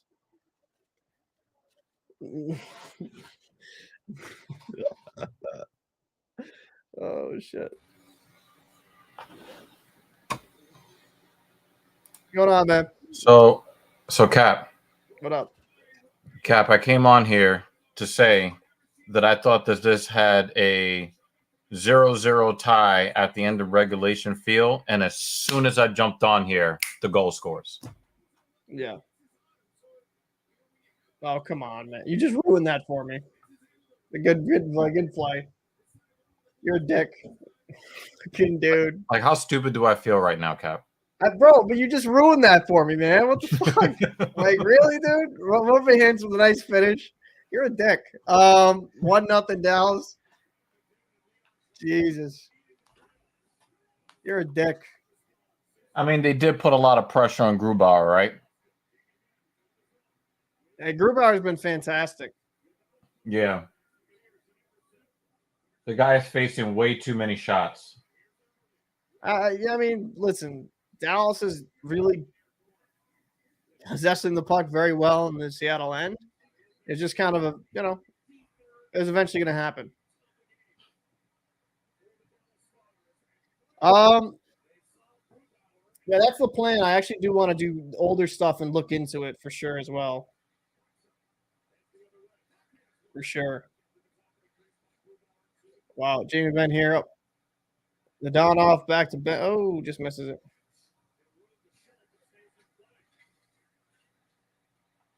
Eberle on the. Ooh, good save there by Oettinger.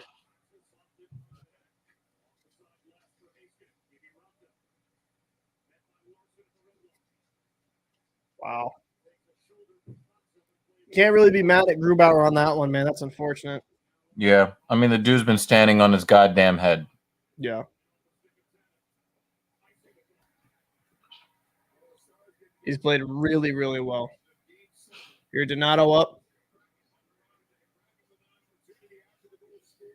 Tanev here, back to Donato, down low. Tanev in pursuit here. Hey, BTS, thank you so much for watching with us for a bit. I appreciate all your support on the channel. You're awesome. So thank you again. All right, it's not the band. Cool. So, how are you feeling, Evil? Oh, it's BTS, not the band. Yeah, not the band. It's not the boy band. No, not the band. Oh, that went off. It took me a while to figure out that screen name.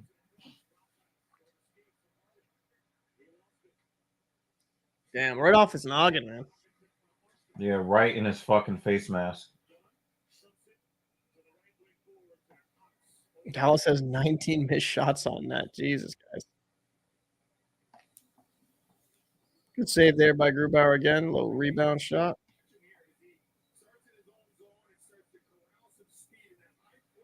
Oh, wow. What a turnover. Throws it. Wow.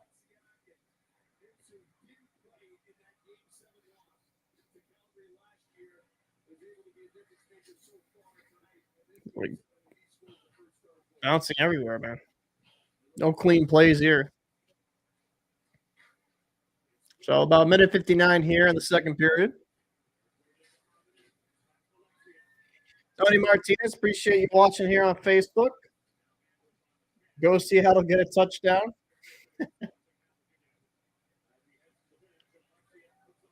Wow.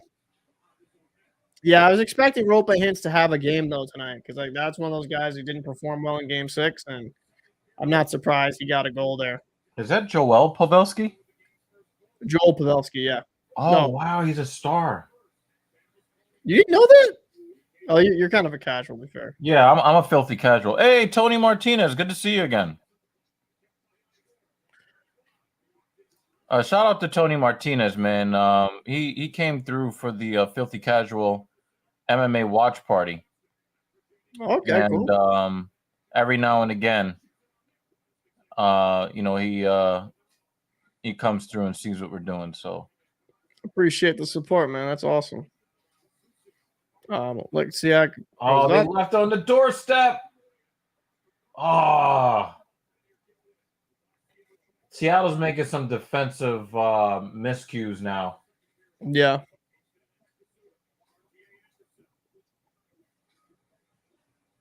They're playing like they're scared to lose the game. Ben, you know how I know? Because that's how my Rangers lost. Throwing it back here. So Daryl, apparently bad play by Dunn. There was an amateur fighter who was really honing her skills with the intent of getting an opportunity to fight in the UFC. I think she was like 21 or 22 years old, and her singular focus was that Dana White would discover her, and then she would get a chance to fight for the UFC. She was in a car on the way home from training, and when the car crashed, she was the only person in the car that died. So after 1-0 Stars, 20 shots to 15 in favor of the Stars, 23-22 in favor of the Stars. I mean, yep. Stars kind of took it to them in that period. They definitely won that one. Yeah. So, you know, Dana was like really touched because every letter that she wrote to her mother was something to the effect of, you know, Dana White will know her name. And unfortunately, he learned her name posthumously. So it was a pretty emotional thing. So that's what you saw, Daryl. So, felony. I remember Pete. I wasn't alive, obviously, but Pete Peters, you know, he's had a lot of, you know, historical significance within the Bruins organization. So, that actually would be kind of a cool jersey to get in the retro style. I only have one hockey jersey. Cap. And what's that of? That is number 24. No, it wasn't 24. I think it was number 28. Shit. Hold on. Oh, fuck. I had his name on the tip of my tongue and I just couldn't remember it. What's going on, BTS? Welcome back. Not the band.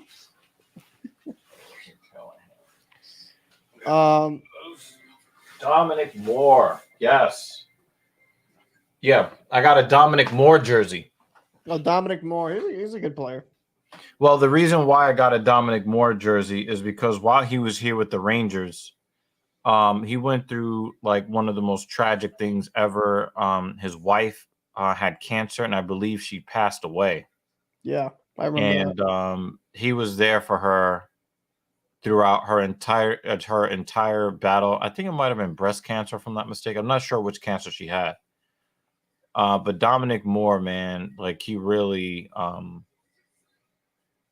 he was a real stand-up guy.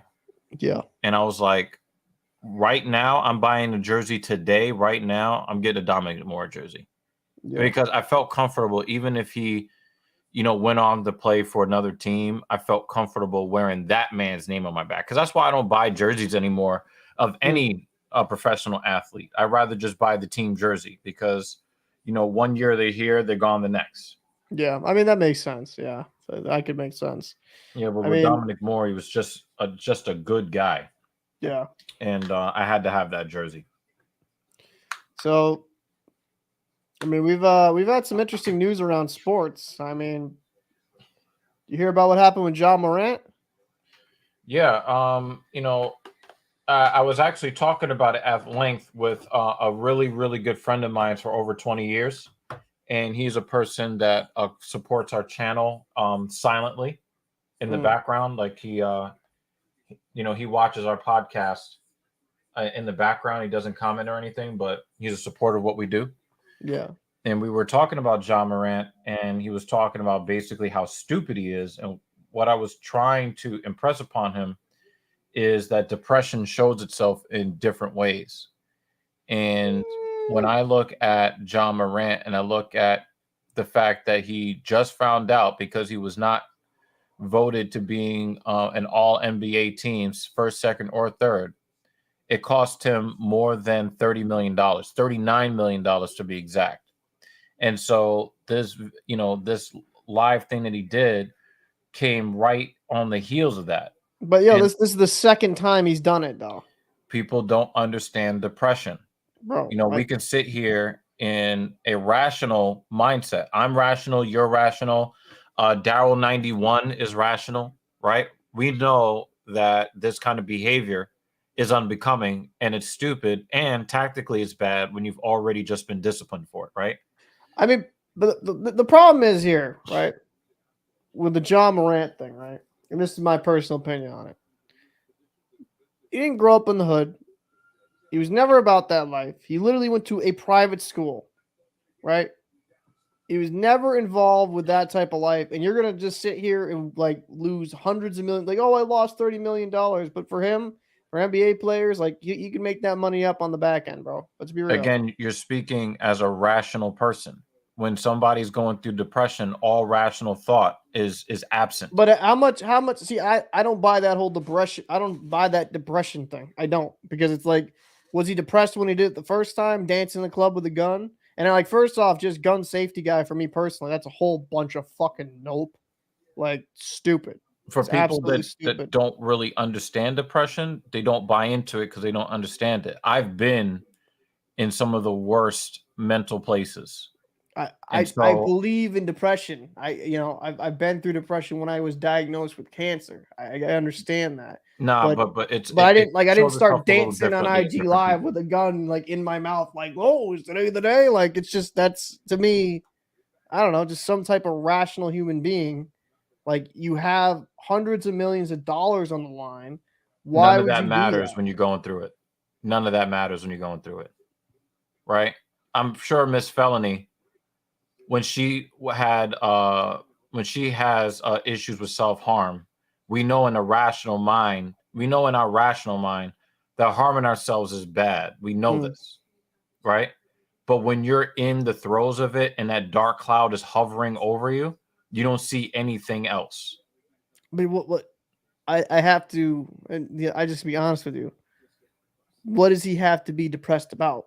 Exactly. See, the thing is, you don't really understand that sometimes it's chemical, sometimes it's things that the public doesn't know, and one of the biggest pieces of wisdom that I never really understood until I started seeing very wealthy people commit self-termination Right. is that money only solves money problems. Money does not solve emotional issues. They don't solve feelings of lack of worth.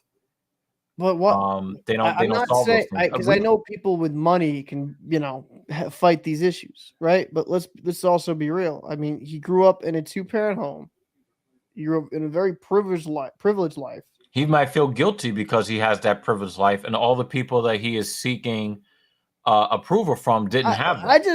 I think you're giving, like, that's such a cop out. Like, if he was legitimately depressed and he was diagnosed, we have a completely different discussion. To me, this isn't a guy that's depressed. This is a guy that's just immature and acting like an idiot. I mean, there's no clinical diagnosis here. You don't need to have a clinical diagnosis to ruin your own life, to self-sabotage. Yeah. I don't know. It's very, Again, it's just something that you can't understand. And what I tell people all the time, because I try to educate people on what it's like to want to not exist anymore and to do things that would lead to not existing anymore. My best friend, he gets really upset when I talk about it. Because he just thinks, well, you leave when you do that, you leave everybody else to pick up the pieces. But what he doesn't understand is that when you're in that mindset, things that make sense don't make sense, and all the things that don't make sense do make sense because you're not thinking rationally. You're not in your right mind. And so people on the outside can say, well, A, B, C, and D, but only thing you're seeing is X, Y, and Z. And you can't see anything else because you're just in it, and you just hope that you can pull yourself out of it, or that somebody on the outside can notice what you're going through and pull you out of it. but my And thing I've had is people do so that for me. what are the inclinations here for him to be depressed? Is it because he's dancing like a jackass with a gun? Like, what? I mean, what's he got to be depressed about? I don't know his I think personal that life. you would have to know what's going on in his personal life and in his upbringing, some of the things that he may have gone through that maybe his parents don't even know about. But and this is the problem, right? With this excuse you're using, this is what it kind of is. It's not about making But excuses. no, this is the problem though, because you're making massive leaps in assumptions that this is what he's going through. I mean, like, there's also, right? Maybe he's depressed, but there'll also be a good chance he's just a fucking idiot.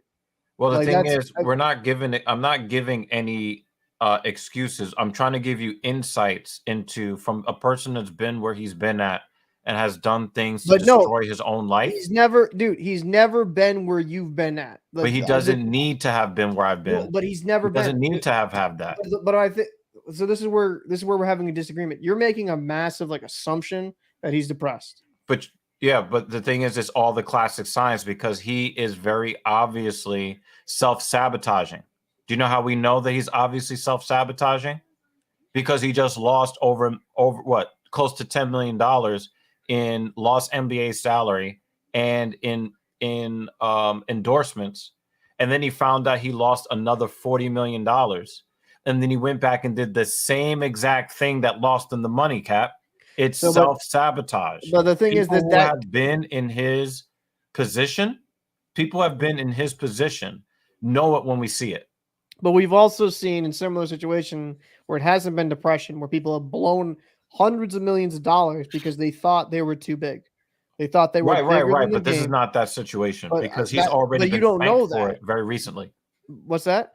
They said the reason why it's not that situation is because he's already been spanked for that recently. He just felt the consequences of it. I'm saying we've seen players have been multiple offenders. It wasn't depression. Even they admit later on it was just them being immature and stupid. But you know what all they I'm don't saying have? here is because you want to make this like Do you know what they don't have, Cap? Oh, it's him being depressed, but it's not. You don't know. Do you know what they don't have, Cap? What you already mentioned.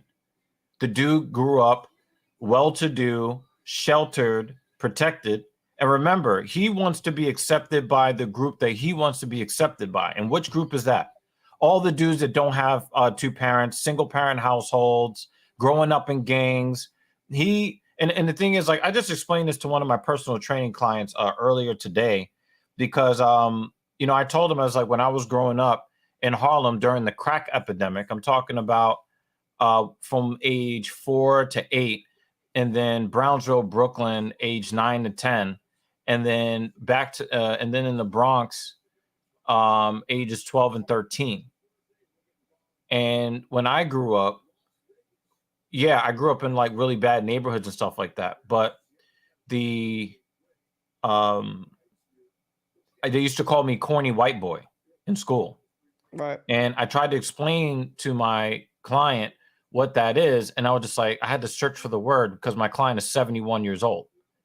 And I was like, oh, do you know the term square? You know what a square is? Right. And he was like, oh yeah, I know square. I know square.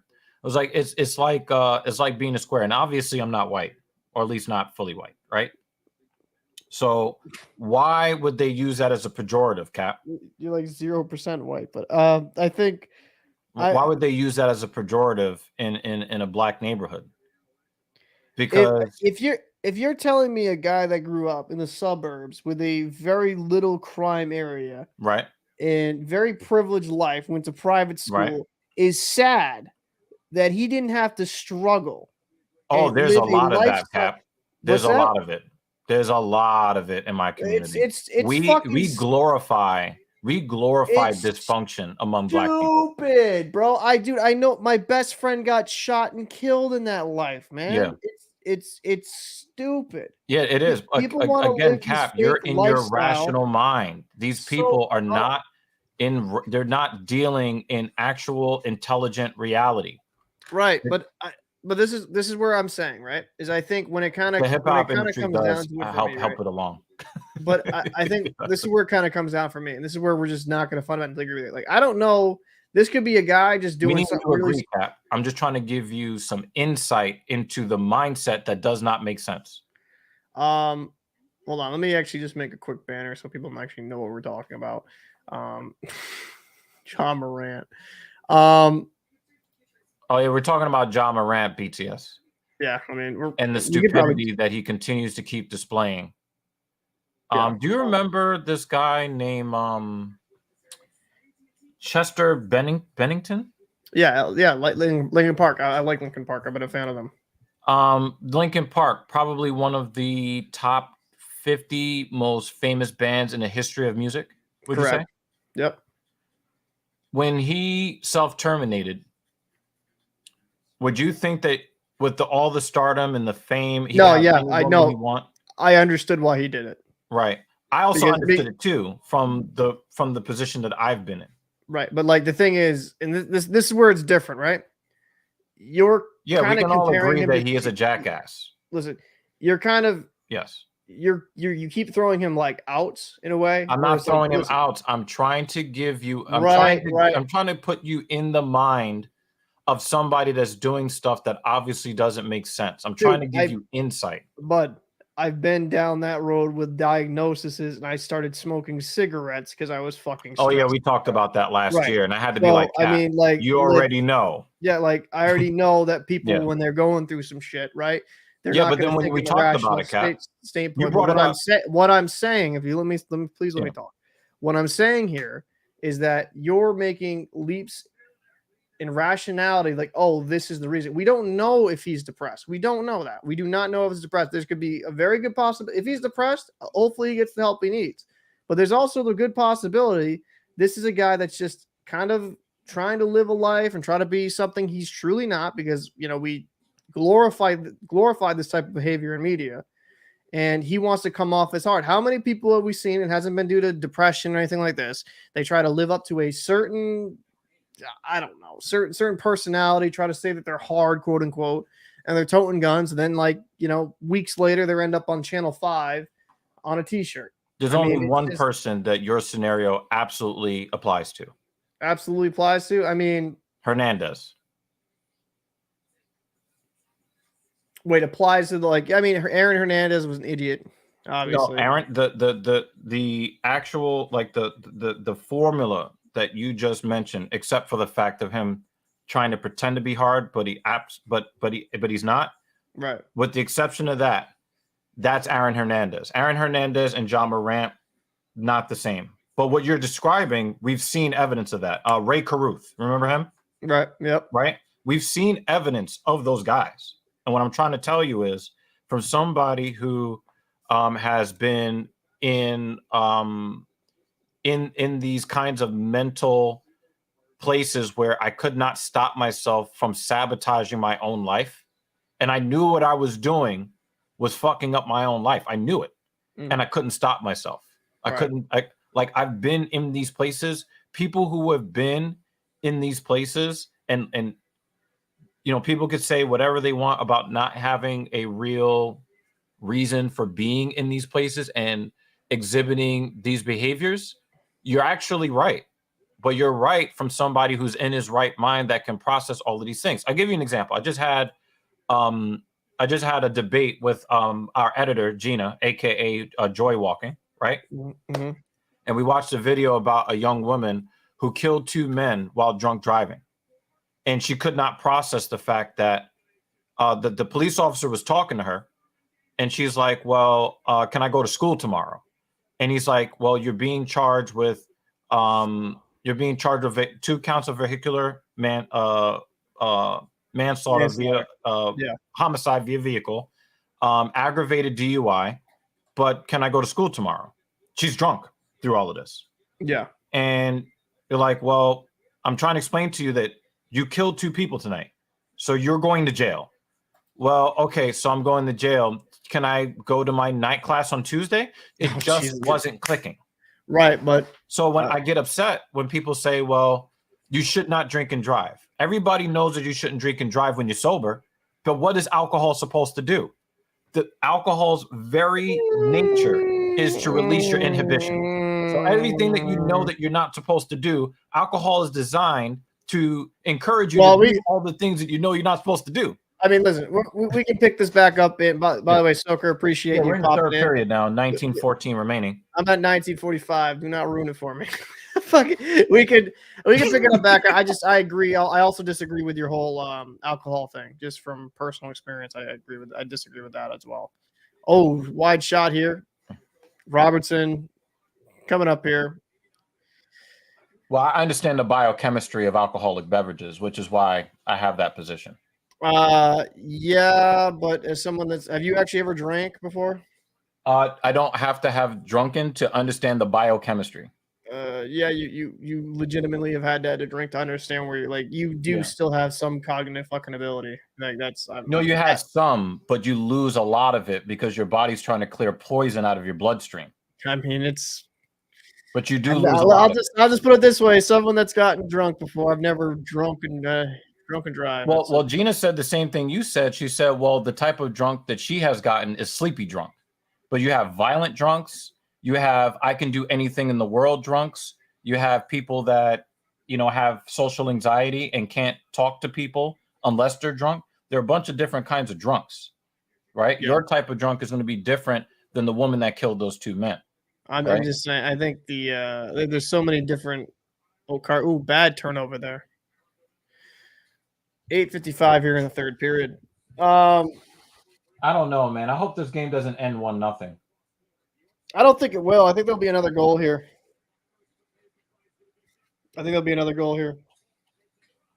Oh, that was wide. It's saved there by Grubauer again, man. That was crazy. You've been in playoff situations, Cap. Yeah. In a high leverage situation, you're down 1-0, and you're facing the final 20 minutes of your season. What is the coach or the captain of the team saying in the locker room in that intermission? I mean, like, you know, it depends on the person, but usually get the fucking let out, boys. We got 20 minutes left here. This is our end of our season. Oh no! Oh fuck! Look at that fucking turnover. They keep showing the replay of that turnover, and it fucks me up every time I see it. Up here. He has 10 shot attempts in this game.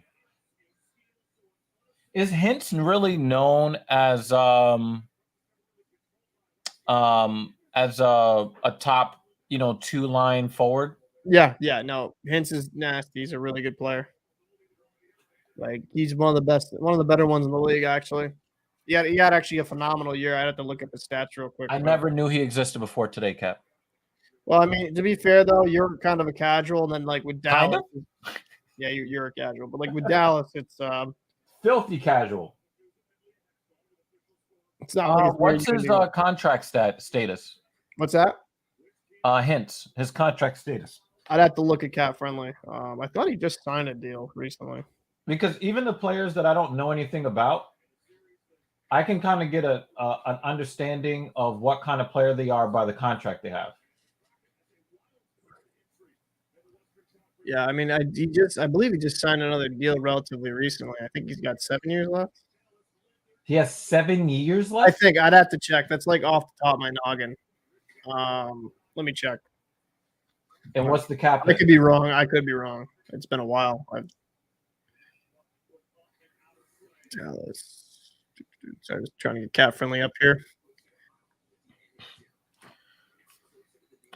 Texas Cadet on Twitch says he's with the Stars for the next 8 years. 8 years, okay. 8 years. Let me double check that. Yeah, but what's the AAV? What's the cap hit? So he's got. Oh my god, dude! This guy's signed for a while. Yeah. So as Dallas wins a cup, let me get a Cap Friendly on the. I hate the one on the phone. Kind of just so condensed. Let me go to teams real quick.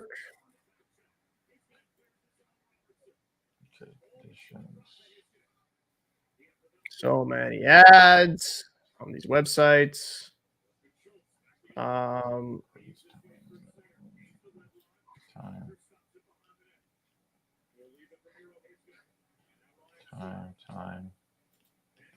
Air. Time.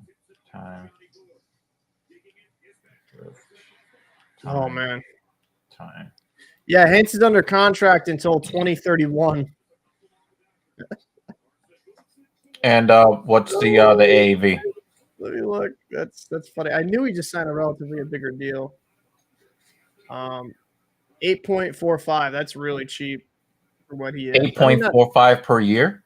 Yeah. And you're saying that's cheap? I mean, he's over a point per game player, correct? So I mean, but he might have wanted to sign a contract that's friendly to the team. To keep I mean, he had 72 last season, 75 and 70. I mean, yeah, he's about a point per game player. Like that's a good point. That's good for that's so do you see him as his market value at 10 million, 11 million, 10.5? I don't know if he's in Toronto, it's probably 20 mil, but I think I think that's around his market value, to be fair. Like and like there's some people pointing out here when the cap goes up, it'll also help it out. It's going to keep going up over the next few years. Who's the cons if Dallas wins the cup? Probably Pavelski, because I just want that to happen. If that happens. Van Beesbrook was a good goalie. I'm streaming on the Talking Shit podcast. It's like talking_shit on Twitch. That's where we're streaming on Twitch there, Daryl. All right. So these are the socials for the podcast. At talking_sh_t. on One YouTube. here. Pavelski comes in, throws it down low. Hintz here in pursuit. Dunn will get it. Talking shit. Throws it to Larson. Larson hits the puck down here low. I disagree, Corey. The cap doesn't seem to be going up very much. I think the cap went up $1 million for this upcoming season. But his contract is for a while though. So I just think that it's good that he took a good below save by market Grubauer. value number because it helps them get more talent around them. And remember, I told you, any player that takes more than $7.5 million of the cap doesn't actually win a cup. And I don't care who they are. It could be Connor fucking McDavid. As for Conn Smith to the winner of the playoffs, I had to pick. Yeah, I'd pick Tkachuk. Tkachuk's been a monster. God's been an animal.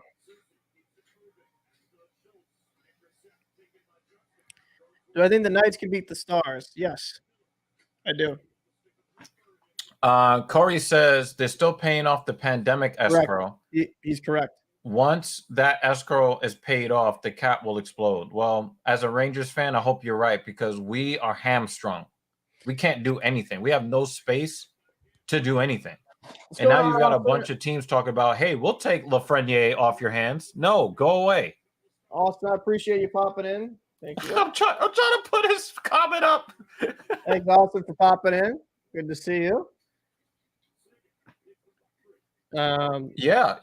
8 million is fine. 8 million is fine. Well, I actually think the important thing for the Devils is how Luke Hughes develops on defense. He's, little brother that's bigger than the older brother. Luke Hughes, he's like 6'2", I think, around that in size. They need him to develop, but I think when it kind of comes down to it, Hughes is going to be. I think Luke Hughes will be a really good defenseman. Yeah, I think so. I think you're right. But the thing is, not only did they end the rebuild. I mean, remember, we did not even have the opportunity. We had to have a short bench for 3 games. Good in shot a row there. Good save there, but after they traded for Patrick Kane, we had to play with a short bench because we had no cap here. Good pursuit. Oh, just jumped over Oleksiak. Scott Niedermeyer. He's a good. That's the name. That's a fucking name. That's a great hockey name, Niedermeyer. I think she said something about what was it? Scott Van Beesbrook? Was that his name? Earlier, Vance Bieberk, who's the goalie for the Panthers when they went on that cup run in their expansion year. Good save there by Grubauer. Do you prefer Vance Beesbrook to Martin Brodeur? I mean, if you're a Devils fan, I mean, Martin Brodeur versus Mike Richter. That was the comparison, when I was really coming to understand hockey. Well, I mean, historically, it's Brodeur and Waugh, and both of them are really good goalies, but none of them compare to Dominik Hasek. Yeah, the Dominator. Yeah. Dominik Hasek. And that's going to get me some flack, but Dominik Hasek is. But now he's a crazy man, getting mad at, I mean, old man screams at clouds. Shit, yeah, I know. It's unfortunate. It's unfortunate. I mean, come on, guy. Relax. Ovechkin goes to the wrong toilet. No, we gotta deport him. It's kind of weird. He said all hockey players are crazy people. I think so. I mean, pretty much. Playing a sport on blades.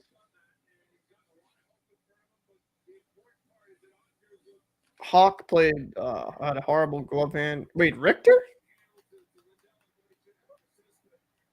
Wait, who are we talking about? Hawk. Oh, Hasek? Are we talking about Hasek? Talking about Patrick Roy. Oh, Hasek. Okay. No, I like Hasek was I mean, if you look at his stats, the greatest goalie of all time. I mean, Hasek did change the game with the way he played. I mean, the guy was an absolute monster in that. Is he still in hockey right now, or did he just retire and just disappear? Hasek? Yeah. He's Patrick Roy. Wah coached for a bit, and then I don't know what he's doing right now. Big save there by Grubauer. But Hasek would save things with his like butt cheeks if he had to. I mean, it was an animal. But Brodeur was good. Wall was good. I mean, not good. They were great. Brodeur, it's hard to tell though a little bit because of the defensive system. Let me ask you this question, because I know that we have these debates a lot when it comes to Ron Hextall. He was definitely a good one too.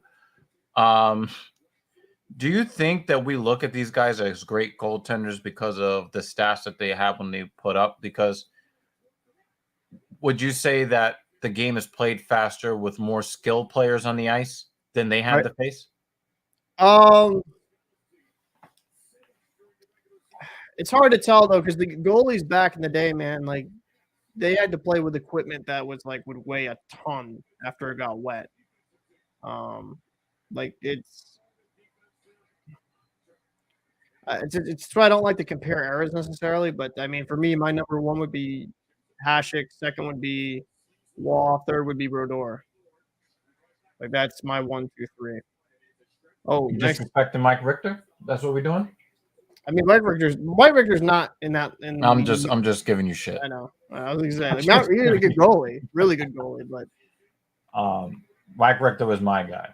I mean, the game is a lot faster now, but do you remember when they had that funky rule where if any part of the skate was in the crease, they disallowed the goal? Oh yeah. Had nothing to do with the play. Look, his skate is just touching the blue. Well, they did that though because guys would run the goalie. That's why they did that rule. Yeah. Like it was getting crazy. People forget. Like it was silly, but they did that because guys were just running the netminders at times, and it was like, they had to make that rule. Even though they got rid of it because it was dumb. But yeah, ooh, little bit wide on that shot. A little bit wide. Done here. Download a guard. Back to the point. Ooh. Any baseball fans in the chat? Oh, great save. What's that? It was a question to the chat to see if any of them baseball fans at all. My Mount Rushmore, Brodeur, Tretriak, Van Beedbrook, Terry. Oh, wait, Terry. You know what's funny? Terry, I actually I have his autograph. He lived down the street from me in Rhode Island. Chris Terry, from the New Jersey Devils. Yeah, he's a. What do you think Igor Shesterkin's goals against average and save percentage would be if he played in the mid 1990s to early 2000s?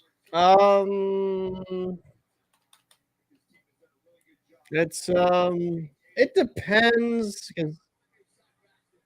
I mean, the pads are different now, man. They encourage the butterfly. So I would say he'd probably be towards the top in the league. I think he's got that athleticism, right? Yeah. But that's what I think. I think about the Lightning's goaltender. I think, Oettinger over here. I mean, you're seeing Grubauer stand on his fucking head. I wonder if we ported them back. These goaltenders back then, what would they do? Would they get like 980 save percentages? No, it would be around the league average because it's so much different equipment now, But felony, that's kind of funny because Terrari, he's a really, really good guy. He actually lived in a mansion in Warwick, Rhode Island. Really good guy. Oh, good defense. Number Not really a 6. mansion, massive house, I should say. Number 6, Kraken. Very, very good defense. Larson. Yeah, so Cap is going to be creating a new platform geared more towards baseball pretty soon. So that's why I wanted to ask you guys. Soon you're probably going to see things where we're going to be talking about supporting, the next sports related channel that's related to the locker room. Yeah. Oh, that's but I think yeah, like I'm gonna be doing a couple different things. The baseball, that's gonna be live here soon. The football as well. I didn't want to get everything kind of cool. I didn't want to get everything on this channel because it's so hockey centric. You know what I mean? Mm-hmm. So it's I kind of wanted to have separation. I think that's the best thing, so I don't alienate any subscribers.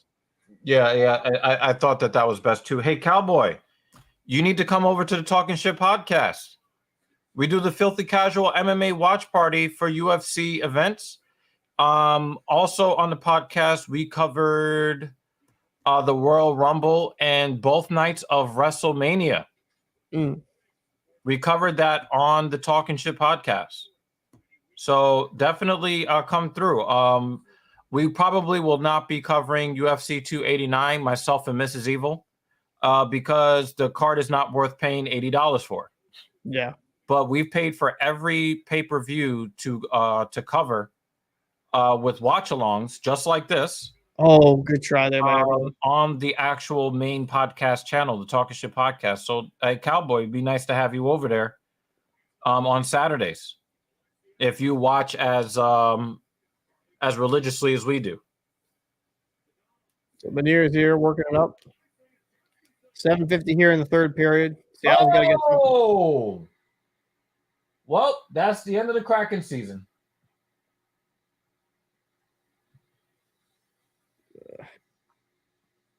Damn.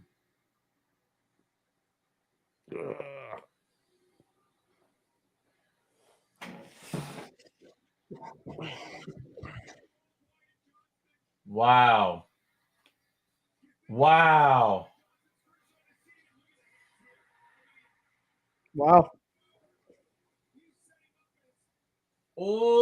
Oh, fuck. That went right off his fucking shoulder. Oh, wow.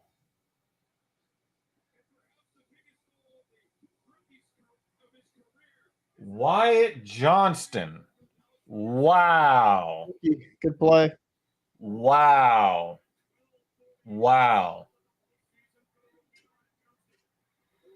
I really wanted to see overtime, Cap.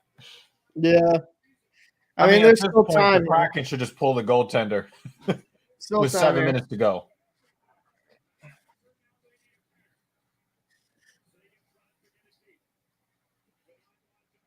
And the thing is, it's not like they're being beaten straight up 5-on-5. They're being beaten off of really, really poor play and poor puck handling. Hanging here on the forecheck. Huh? No, nothing. What was that, Cap? Nothing, buddy. Oh.